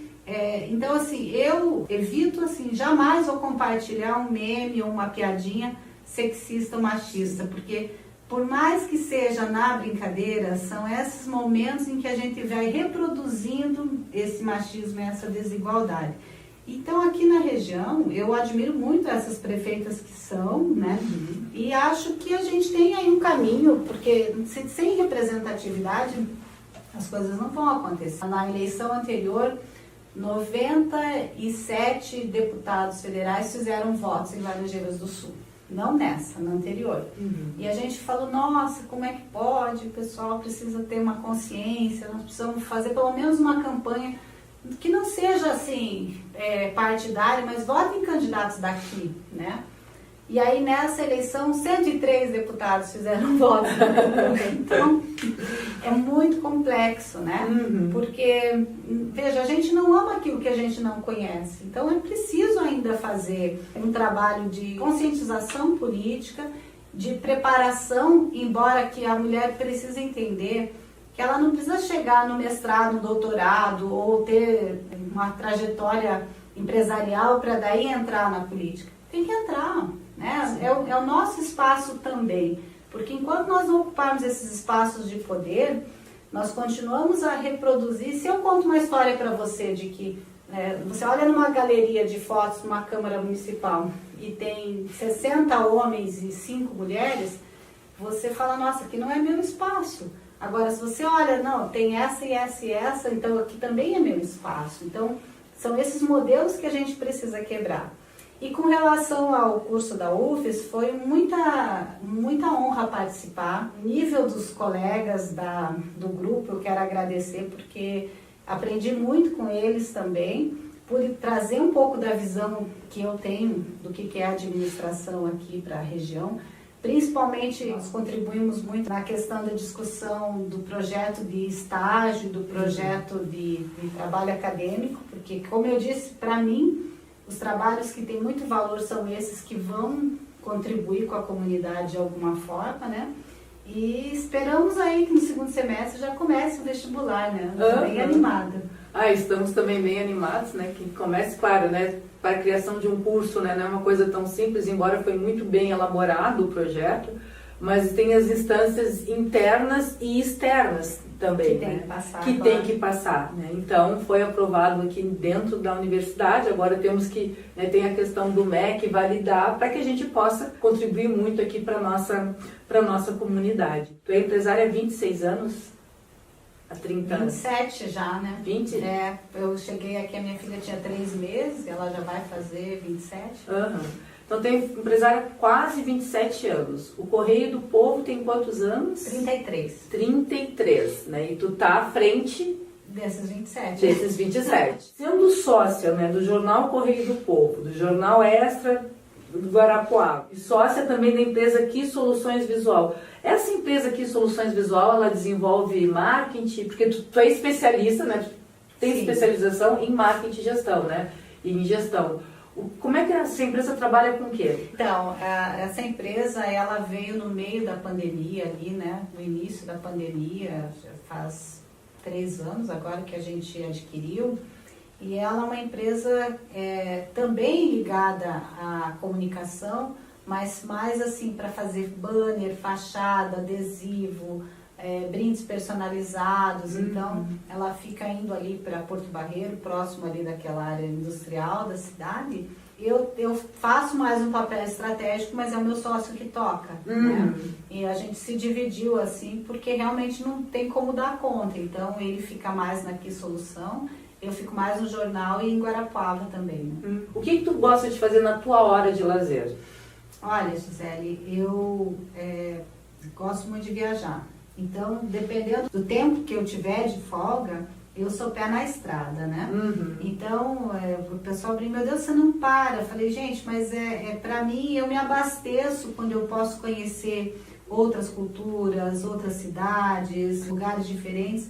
Então, eu me sinto muito privilegiada, porque tudo aquilo que eu quis fazer na minha vida, conhecer lugares e tal, eu consegui fazer. Quando é uma coisa, né, final de semana aqui e tal, minha rotina é muito ligada, assim, para ler, para tomar sol, né, para descansar mesmo a cabeça. Nada muito anormal, ver uma série. Quando a gente trabalha e tá fazendo mestrado ou doutorado, aí não existe lazer, né? Tanto que o ano passado eu fiz 2 viagens internacionais porque eu precisava pôr em dia a minha cabeça. Tinha lazer, foram 6 anos assim de intenso mesmo, porque a empresa precisa continuar, mas o doutorado me exigia demais. Eu acho que dar aula, eu tenho ficado agora mais em pós-graduação, ainda alguns treinamentos, alguns cursos. Estou me permitindo, assim, não ser tão acelerada como eu sempre fui. E aí eu estou estudando um pouco de filosofia indiana, estou fazendo, assim, umas leituras mais meditativas, sabe? Porque eu acho que a gente também tem que cuidar dessa espiritualidade. E algo que, por exemplo, eu fiz o Caminho de Santiago ano passado. Pois é, eu ia te perguntar, porque eu confesso, gente, assim, quando eu vi que tu tava fazendo o Caminho de Santiago, e aí, eu não sei que palavra usar, mas eu senti uma coisa tão gostosa e ao mesmo tempo eu pensei, eu queria estar com ela, ou queria estar fazendo isso, porque tu é casada com o Luciano, ele é muito tímido, né, ele é muito na dele aqui, o Luciano é nosso colega da universidade, e tu fez esse caminho sozinha com um grupo de amigas. Conta pra nós como é que foi essa trajetória, essa experiência que tu teve. Então, isso surgiu lá no meio do doutorado, assim, um daqueles dias em que eu estava muito agoniada, muito desesperada, eu não conseguia produzir. Então, sabe, não sei se você já passou por isso, que você começa no escritório, você vai para a cozinha, vai para o quarto e não sai, o dia vai passando, né? E aí eu falo que é a noite escura da alma, né? Como São João da Cruz tem uma colocação assim. Aí eu falei, Jesus, se eu terminar esse doutorado, eu vou fazer o Caminho de Santiago em agradecimento, porque é uma coisa que eu queria tanto. E eu não posso, na minha turma, até por conta da pandemia, nós começamos em 12 e terminamos em 8, né? Então 4 ficaram pelo caminho e eu estava vendo assim que estava muito difícil. Então isso me deu força naquele momento, né? E aí, como tudo na vida, quando eu falo, a gente põe uma chave na parede, aparece uma sede própria para comprar, uma amiga minha, Marília Piovesan, num desses churrasco e tal, eu falei, eu queria fazer, ela também quer fazer. E a Tati Lipski, que fez conosco, já fez o caminho francês, que é maior. Então, vamos fazer. Falei, vamos, mas deu tanto perrengue no meio do caminho, como eu disse, a minha filha está trabalhando numa companhia aérea, então deixei para comprar passagem na última semana, e aí quase não tinha passagem.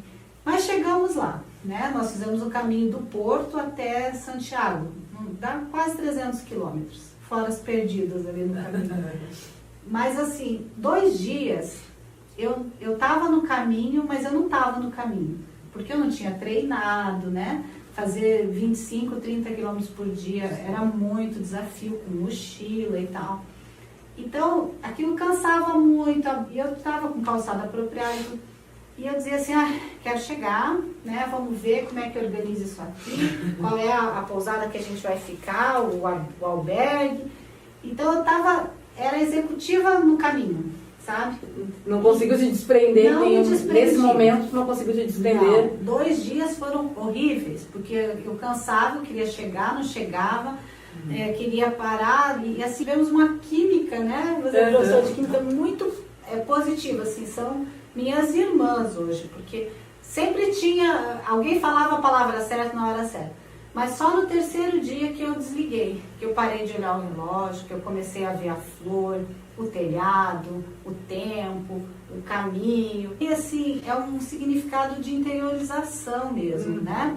Que aí você vê que assim, para que correr tanto, né? Para que querer chegar, se o que tem, todo mundo fala isso, mas quando a gente vive é diferente. O importante é a jornada, o importante é a trajetória. E aí eu não queria mais chegar, sabe? Porque todo dia assim dava aquela vontade tanto que isso as viagens fazem com a gente também, né? Você não lembra que você comeu semana passada, mas você lembra a comida que você comeu naquela viagem, aquele passeio. Então, para mim, foi uma redescoberta, assim, né? E de que a gente só precisa do essencial, porque nós chegamos em alguns albergues que o pessoal cortava a escova de dente para não ficar pesado, sabe? Nossa! Levava só um toquinho ali, e aí tinha, acho que foi, não sei se, uma cidade já na Espanha, que tinha um albergue assim, deixa aqui o que está pesado na sua mochila e pegue aqui o que você precisa. Então, tinha gente que deixava escova, deixava um shampoo de 1 litro que levou. E aí pegava uma bandana, um creme para passar no pé, porque o pé incha e tudo, né? Então foi muito gratificante. Eu não quero virar a louca do caminho, sabe? Quem tiver a oportunidade de sonhar assim, é uma experiência pro resto da vida, né? E aí você já começa a planejar o próximo. Sim, sim. Sabe que a gente acompanhou, eu, Martinho, acompanhando a história do Instagram, né, das redes sociais, claro, né, quando tu conseguia publicar uma foto, mas a gente conseguiu, eu, Gisele, assim, com o meu olhar, consegui ver a tua evolução na caminhada, né? Sim. E eu me lembro, agora não vou me recordar diretamente em que momento, porque eu disse assim, nossa, eu quero fazer esse caminho de verdade, né, de verdade. Porque eu já tinha isso, porque eu li o livro do Paulo Coelho, da minha adolescência, todo mundo já leu, quem não leu, por favor, leia, né, porque isso vale a pena e te transforma. E eu sempre tive esse mente, mas era uma coisa assim, que pra mim era só ficção, sabe? Era só do livro lá. Eu não sei, né? Acho que eu vou ter que viver essa experiência pra ter isso. Aqui na cidade tem a Maria Trento, minha amiga lá de Casaís, que fez, acho que 2 vezes já o caminho francês, que é de 800 quilômetros, e fez outros inúmeros caminhos. Nossa. Então, assim, você conversa com a Maria, é uma sabedoria, ela publicou um livro agora. Sério? Nossa, tem que conhecer essa mulher, então. Você tem que conhecer, ela é uma figura, assim, de uma sabedoria impressionante. Então, realmente, eu fui me inspirando nelas, na Tati, que já tinha feito, e nas leituras, né? Mas assim, também dizem que cada caminho é único. Então isso foi um resgate para mim. E assim, agora posso começar de novo, posso pensar no pós-doc, não sei o quê. Eu me revigorei nesse caminho. Além do Caminho de Santiago, quais são os outros países que tu conhece, ou lugares que tu foi, que te chamou a atenção, assim? Olha, eu conheci aqui na América Latina, na maioria, né? Conheço o Uruguai, conheço a Argentina, conheço o Paraguai, claro. Conheço a Bolívia, fui para lá apresentar o trabalho de um aluno meu que passou num congresso e daí ele não pôde viajar. Então, essa foi uma daquelas viagens assim que eu fui de carro, fui de ônibus, só faltou ir de cavalo, nadando para chegar no congresso. Aí conheço o Chile, conheço a Argentina, assim, acho que já fui umas 5, 6 vezes, que eu sou muito apaixonada pela Argentina. E conheço uma parte da Europa, principalmente Paris, Roma, Milão, Nice, a Riviera Francesa ali. E agora conheço a Espanha e conheço Portugal, né? E aí ainda fui para os Estados Unidos ano passado. Nossa, que fantástico! Qual lugar que tu foi lá? Nós fomos para Miami, Nova York. Ai, que lindo! Foi mesmo. Mas assim, eu faço muito essa leitura e assim, tipo, semana que vem eu vou para Manaus com as minhas filhas, que aí agora a gente só vou passear com elas um pouquinho. Mas eu sempre falo, porque é muito difícil, Gisele, quando a gente for acontecendo essas coisas, e ao mesmo tempo em que as nossas filhas, as minhas, por exemplo, têm muito orgulho da minha trajetória, elas olham para mim como um monstro, né? Nossa, mãe, você tá no outro patamar. E aí eu disse para ela uma coisa, quando eu era menina, que eu estava começando a vida ali, o meu sonho era ser caixa do supermercado, porque trabalhava sentada, e eu achava, né, para quem trabalha numa padaria de pé, limpando o balcão e tal, nossa, trabalhar sentada, se eu chegasse no caixa, e assim, a vida me permitiu fazer outras coisas, mas aquelas meninas que conseguiram chegar no caixa e trabalhar sentada, são tão mais felizes do que eu, sabe?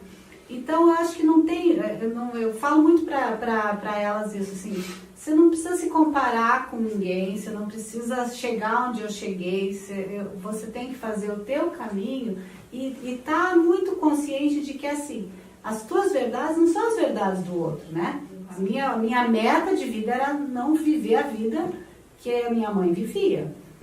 Porque eu achava muito sofrimento, né? E tantos outros problemas psicológicos e de saúde que ela teve. Mas assim, quem ficou lá no meu bairro, ficou ali, também é muito feliz. Então a vida tem inúmeras oportunidades, sabe? Não existe um único caminho. O importante é a gente viver plenamente cada dia, porque não tem uma receita, né? E assim, ter dinheiro é bom? É muito bom. Mas assim, às vezes para ter dinheiro você sacrifica a saúde, sacrifica a família. O que é mais importante para mim hoje é o tempo, sabe? Eu ter um tempo de qualidade para fazer cada coisa. Então, eu sempre tive, graças a Deus, muita energia, né? Para você começar e até, talvez outras pessoas tenham mais dificuldade nesse sentido.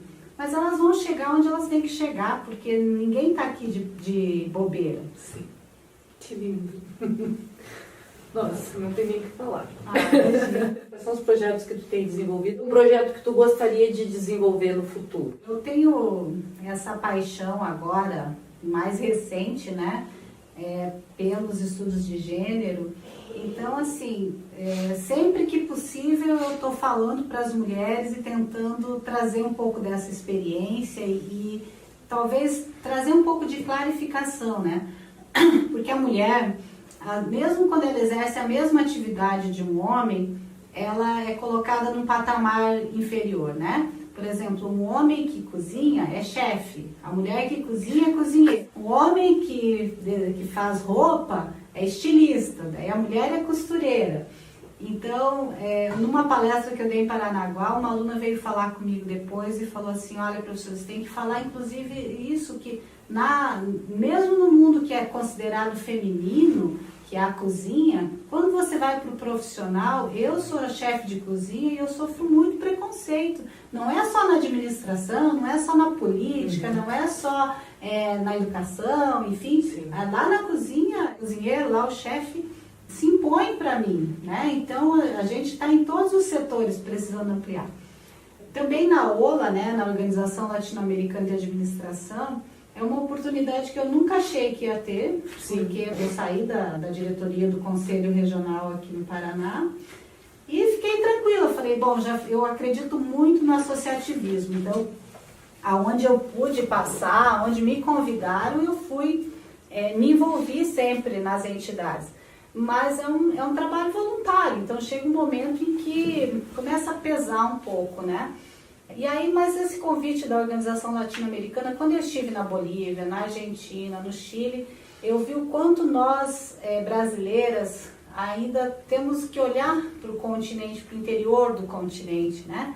Se a gente acha que o Brasil é machista, eu vi umas situações muito piores, assim, em outros países. Então, eu estou feliz, assim, de poder contribuir, de estar lá discutindo gestão nessa perspectiva e trazendo um pouco do que eu estudei sobre gênero para essas organizações.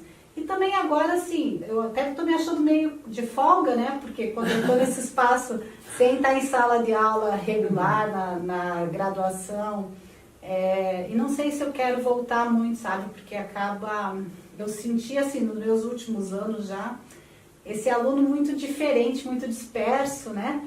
E eu sou muito egocêntrica, então eu não consigo dar aula se eu não tiver atenção, sabe? Não, mas difícil, né? Mas isso é uma coisa que eu confesso, gente, isso desmotiva, sabe? Assim, então eu vejo assim, aquelas turmas que eu tenho que aconteceu essa semana, né? Dos outros, não, mas segunda-feira eu vim só pra sua aula, pô, eu vim só pra uma aula numa segunda-feira de manhã, após um feriado, pô, isso me deixa muito feliz, porque essa aula é isso, aquilo, outro e tal. Mas tem momentos que eu confesso que eu digo, ai, que coisa, eu vou ter que dar aula. Não é o ter que dar aula, né? É essa troca de conhecimento que eu não tô conseguindo, sim. Às vezes eu não sinto isso. Quando fica muito estanque, fica difícil, né? Quando fica escrevo catedrática, né? Dou reações e tal. E eu não vejo que existe uma interação e eu não consigo passar para o meu aluno. Porque às vezes a gente se culpa, né, enquanto professor. Eu não consegui passar para ele, mas hoje eu me pergunto, né? Hoje a maturidade me traz isso. Mas será que ele quer aprender? Porque às vezes o aluno não quer.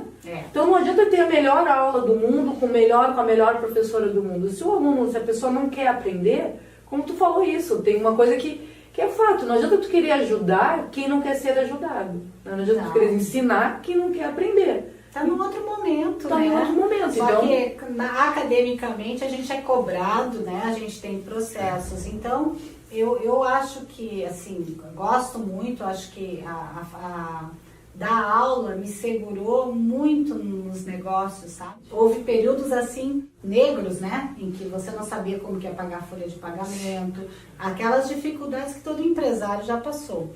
E aí, eu entrava em sala, pronto, mudei a chave, vou falar de outra coisa, passava ali 3h30, 4, depois eu vou pegar meus problemas da porta para fora. Então, eu sou muito grata para a educação, para a academia nesse sentido. E aí, assim, claro, eu acho que agora é um momento de se repensar, né?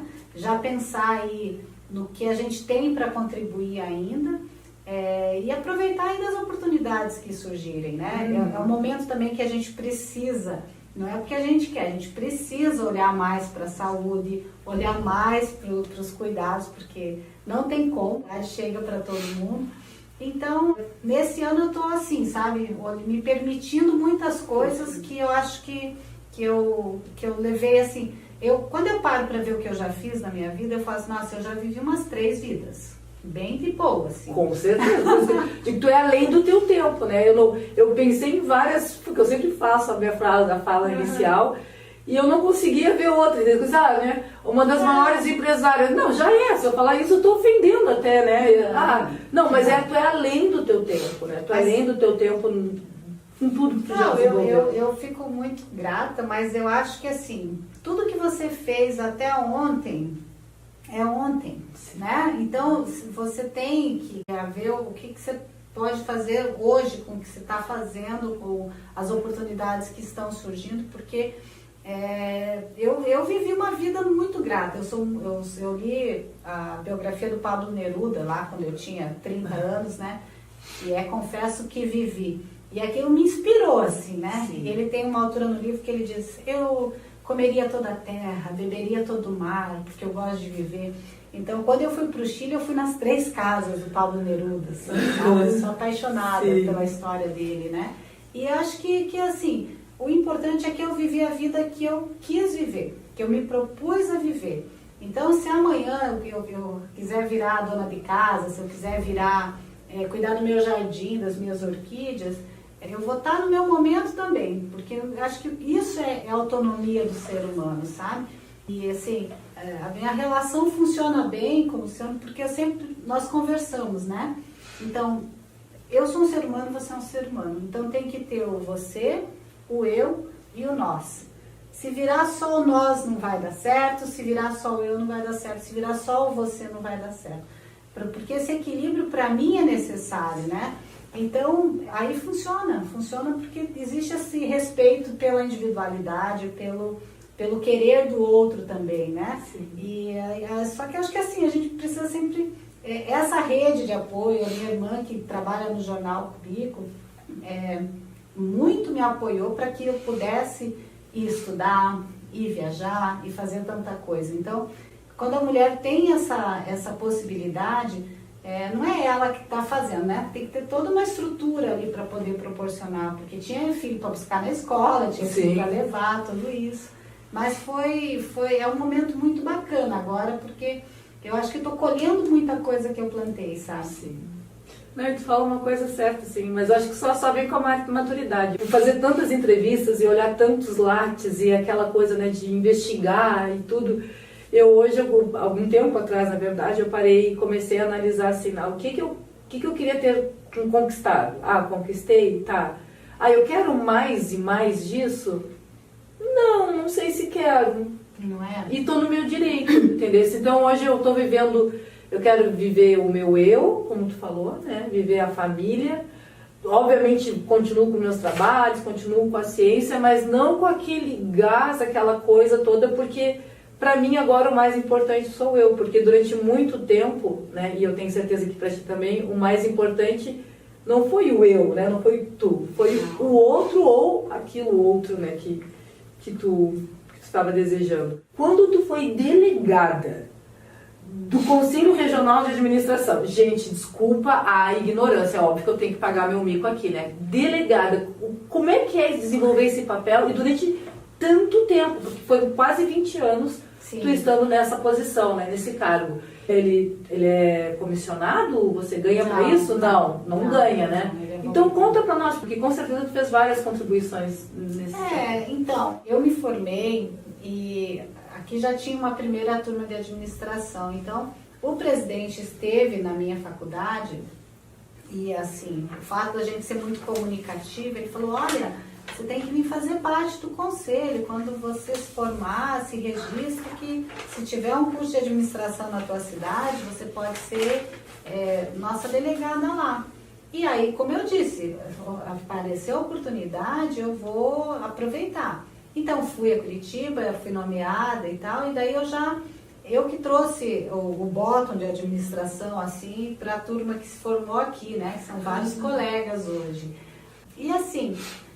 O papel do conselho é um papel de orientação e fiscalização de que a profissão seja exercida por administradores, né?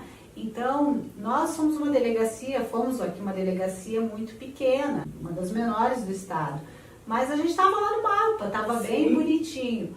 E aí, dentro da área de administração, eu também acabei sempre me ligando aos movimentos femininos. Então, eu fui presidente da Câmara da Mulher do CRA, porque... Também tem poucas mulheres administradoras registradas e muito menos, o Paraná nunca teve uma presidente do Conselho Regional de Administração, né? Tivemos uma vice-presidente, foi o que a gente chegou. Então foi um trabalho de muitos anos, fazendo os registros, ajudando aqui, orientando as empresas, porque o administrador, por força de lei, a gente não pode obrigar, né, que uma empresa contrate, mas a gente gosta de falar assim, o resultado que a empresa vai ter quando tem um administrador é muito diferente de quando tem uma pessoa que não entende de gestão. Então, é um conselho grande, é um conselho forte e, assim, no nível federal, aí a gente vai mexer nas legislações, né? Buscar que esse espaço seja... Porque no corporativismo, cada profissão está ali muito, sabe, não quer ceder 1 milímetro para a outra. Então, tem uma discussão com economia, tem uma discussão com psicologia, tem uma discussão áreas de gerenciais agora, esses cursos de tecnólogos, né? Claro, como todas as profissões, a administração também precisa se reinventar, porque aquilo que a gente aprendeu do início do século, hoje talvez não está fazendo muito sentido, mas ainda acredito que o administrador é a pessoa mais preparada para fazer essa virada de chave, porque diante da complexidade do mundo que a gente vive, você entregar resultados dentro de uma organização, o objeto de estudo da administração é a organização, é complexo. E ainda fazer isso tentando, né? Tentando ter uma preocupação com que as pessoas que estejam nessa organização, eu não vou dizer que vão ser felizes, tá, Gisele? Eu estou pensando já que elas não adoeçam. Exato. Porque a gente vive, a organização é uma reprodução do que é a sociedade. Então, o mundo do trabalho ele é muito complexo. Então, esse foi um papel, assim, foi uma fase muito bacana da minha vida. Tenho grandes amigos, grandes colegas lá.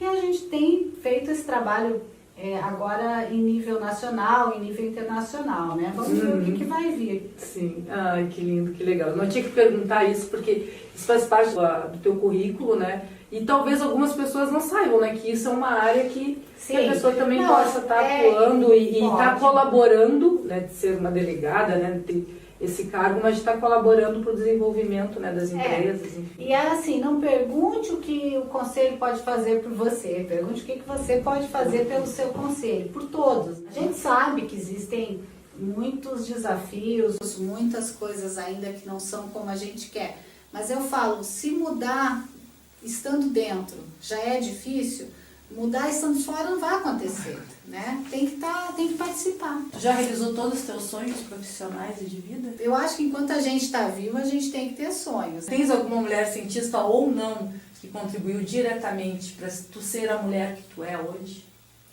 Olha, Gisele, são muitas mulheres. A primeira mulher que impactou mesmo o meu trabalho como acadêmica foi a minha orientadora de Maringá, a professora Ilka Machado, porque era uma alemã, assim, muito linha dura, e ela me ensinou a pesquisar. No jornalismo eu sou muito acadêmica, mas na academia eu sou muito uma linguagem mais coloquial, mais jornalística. Então a professora Ilka foi uma pessoa, assim, muito séria e que me fez ler muito, me fez pesquisar, me colocou muito nesse caminho da pesquisa, né? Eu gosto muito da Chinamanda Adichie, que eu te falei.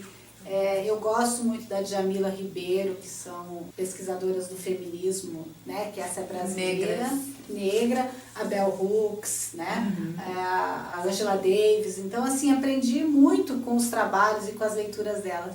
Uma pesquisadora que me encanta, que depois eu li o livro, vi o filme, é a Marie Curie. Dos 500 e tantos prêmios Nobel que a gente tem já entregues, acho que 43 foram para as mulheres. Exato. E muitos em áreas assim que são na literatura, Nobel da Paz, né?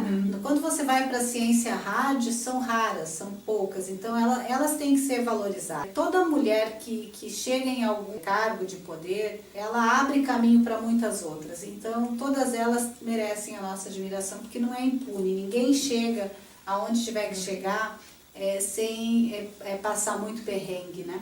Com certeza, isso aí é uma coisa que eu falo, sempre me arrepio, porque ninguém chega onde chegou a troco de nada, né? É claro que trazendo aquele exemplo que tu relatou agora ao longo da entrevista, né, do teu professor que falou, né, citou o caso de A, B, C, D, a gente sabe que tem isso, mas da mesma forma que tem para as mulheres, também tem para homens. Claro, nós mulheres a gente acaba sendo mais, sente mais isso, né? Toda mulher, eu acho que toda mulher tem uma história para contar e toda mulher contribui, né, para alguma coisa dentro de cada área, né? E esse é um dos objetivos aqui do projeto, a gente dar voz e visibilidade e mostrar quem são essas mulheres, né? Porque tem tantas mulheres, aqui mesmo tu citou várias mulheres aqui que estão em Laranjeiras que eu não conheço, né? Que eu não sei da história delas, né? E com certeza elas têm muito para contribuir. Algumas pessoas podem conhecer elas de forma local, né? Mas eu que estou chegando, né? Que faz 1 ano e pouco, 2 anos que eu estou aqui em Laranjeiras, né? Propriamente vivendo, né? Com a sociedade.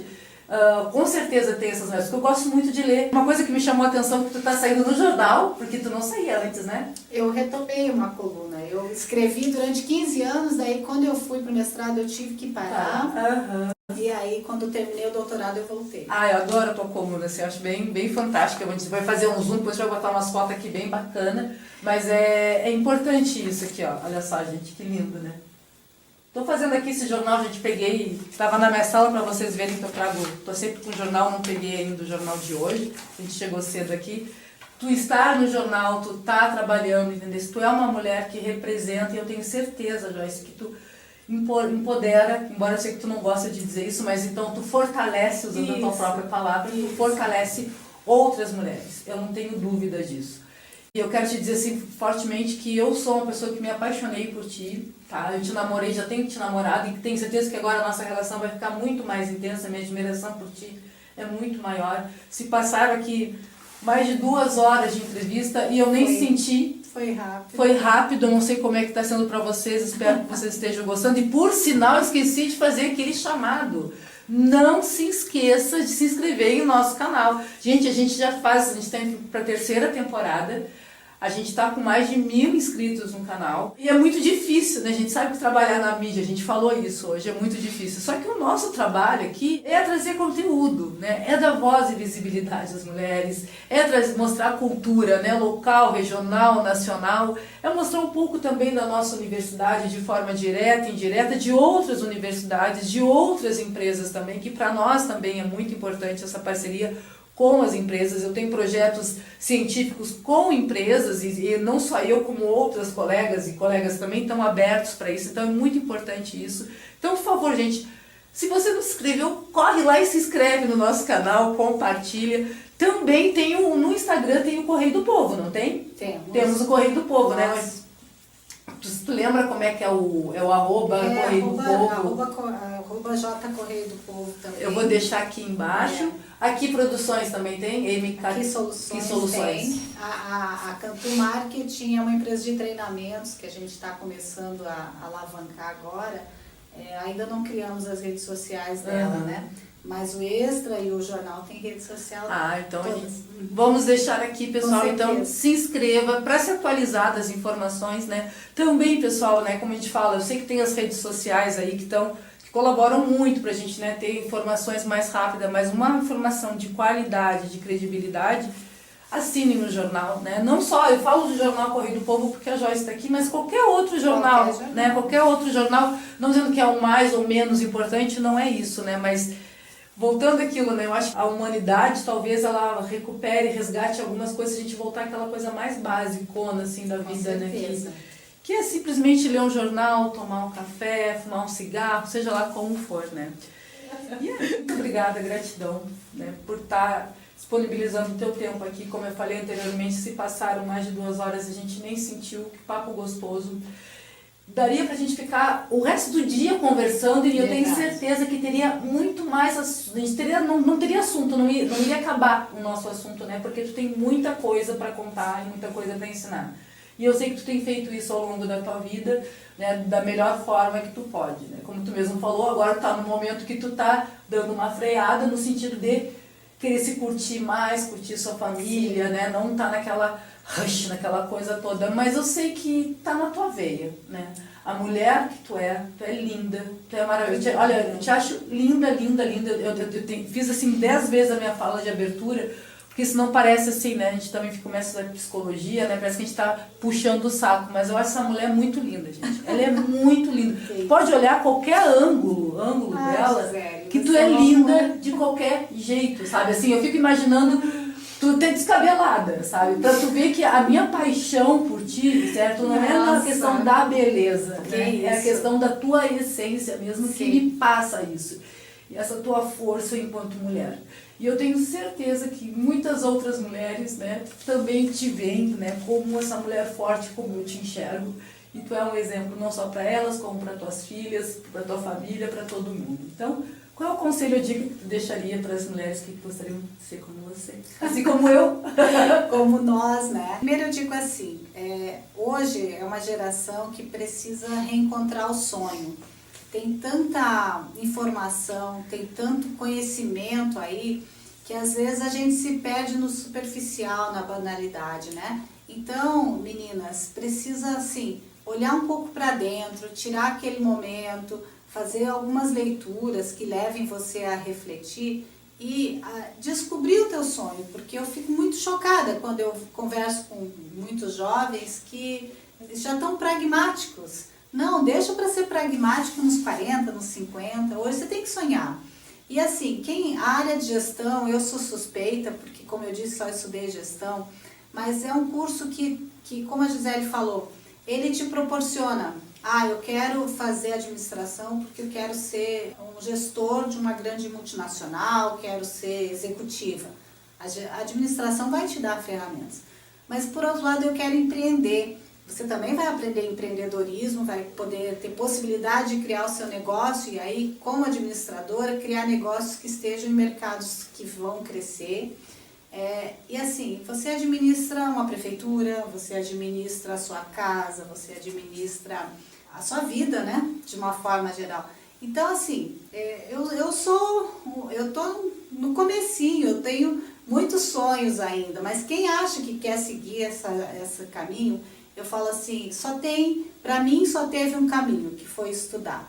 Eu não tinha pai e mãe rico, não casei com marido rico, né? Nem na primeira nem na segunda, mas meu marido é muito companheiro, o Luciano me apoia e sempre me apoiou em tudo que eu quis fazer.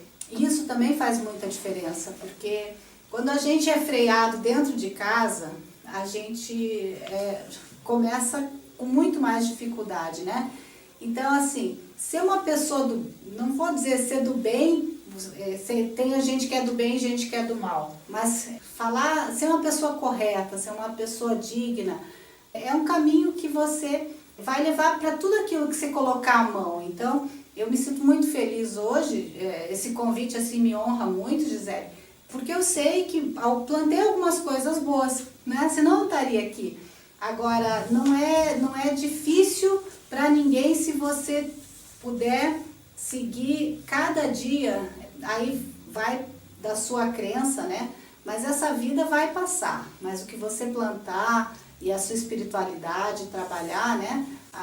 Quem eu sou, quem eu conheço, aonde eu quero chegar e assim, contar com outras mulheres e principalmente apoiar outras mulheres, comprar de outras mulheres, empregar outras mulheres. Se você chegar em um espaço que você tenha oportunidade, priorizar empresas de mulheres. Eu acho que isso é muito importante porque quebra isso que a Gisele falou, né? Nós não precisamos ter inveja uma das outras. O mundo está aí para todo mundo aproveitar. Também, como diz a Chinamanda, né? Não pensar que casamento é um objetivo de vida para alguém. Então, se você casar, muito bem.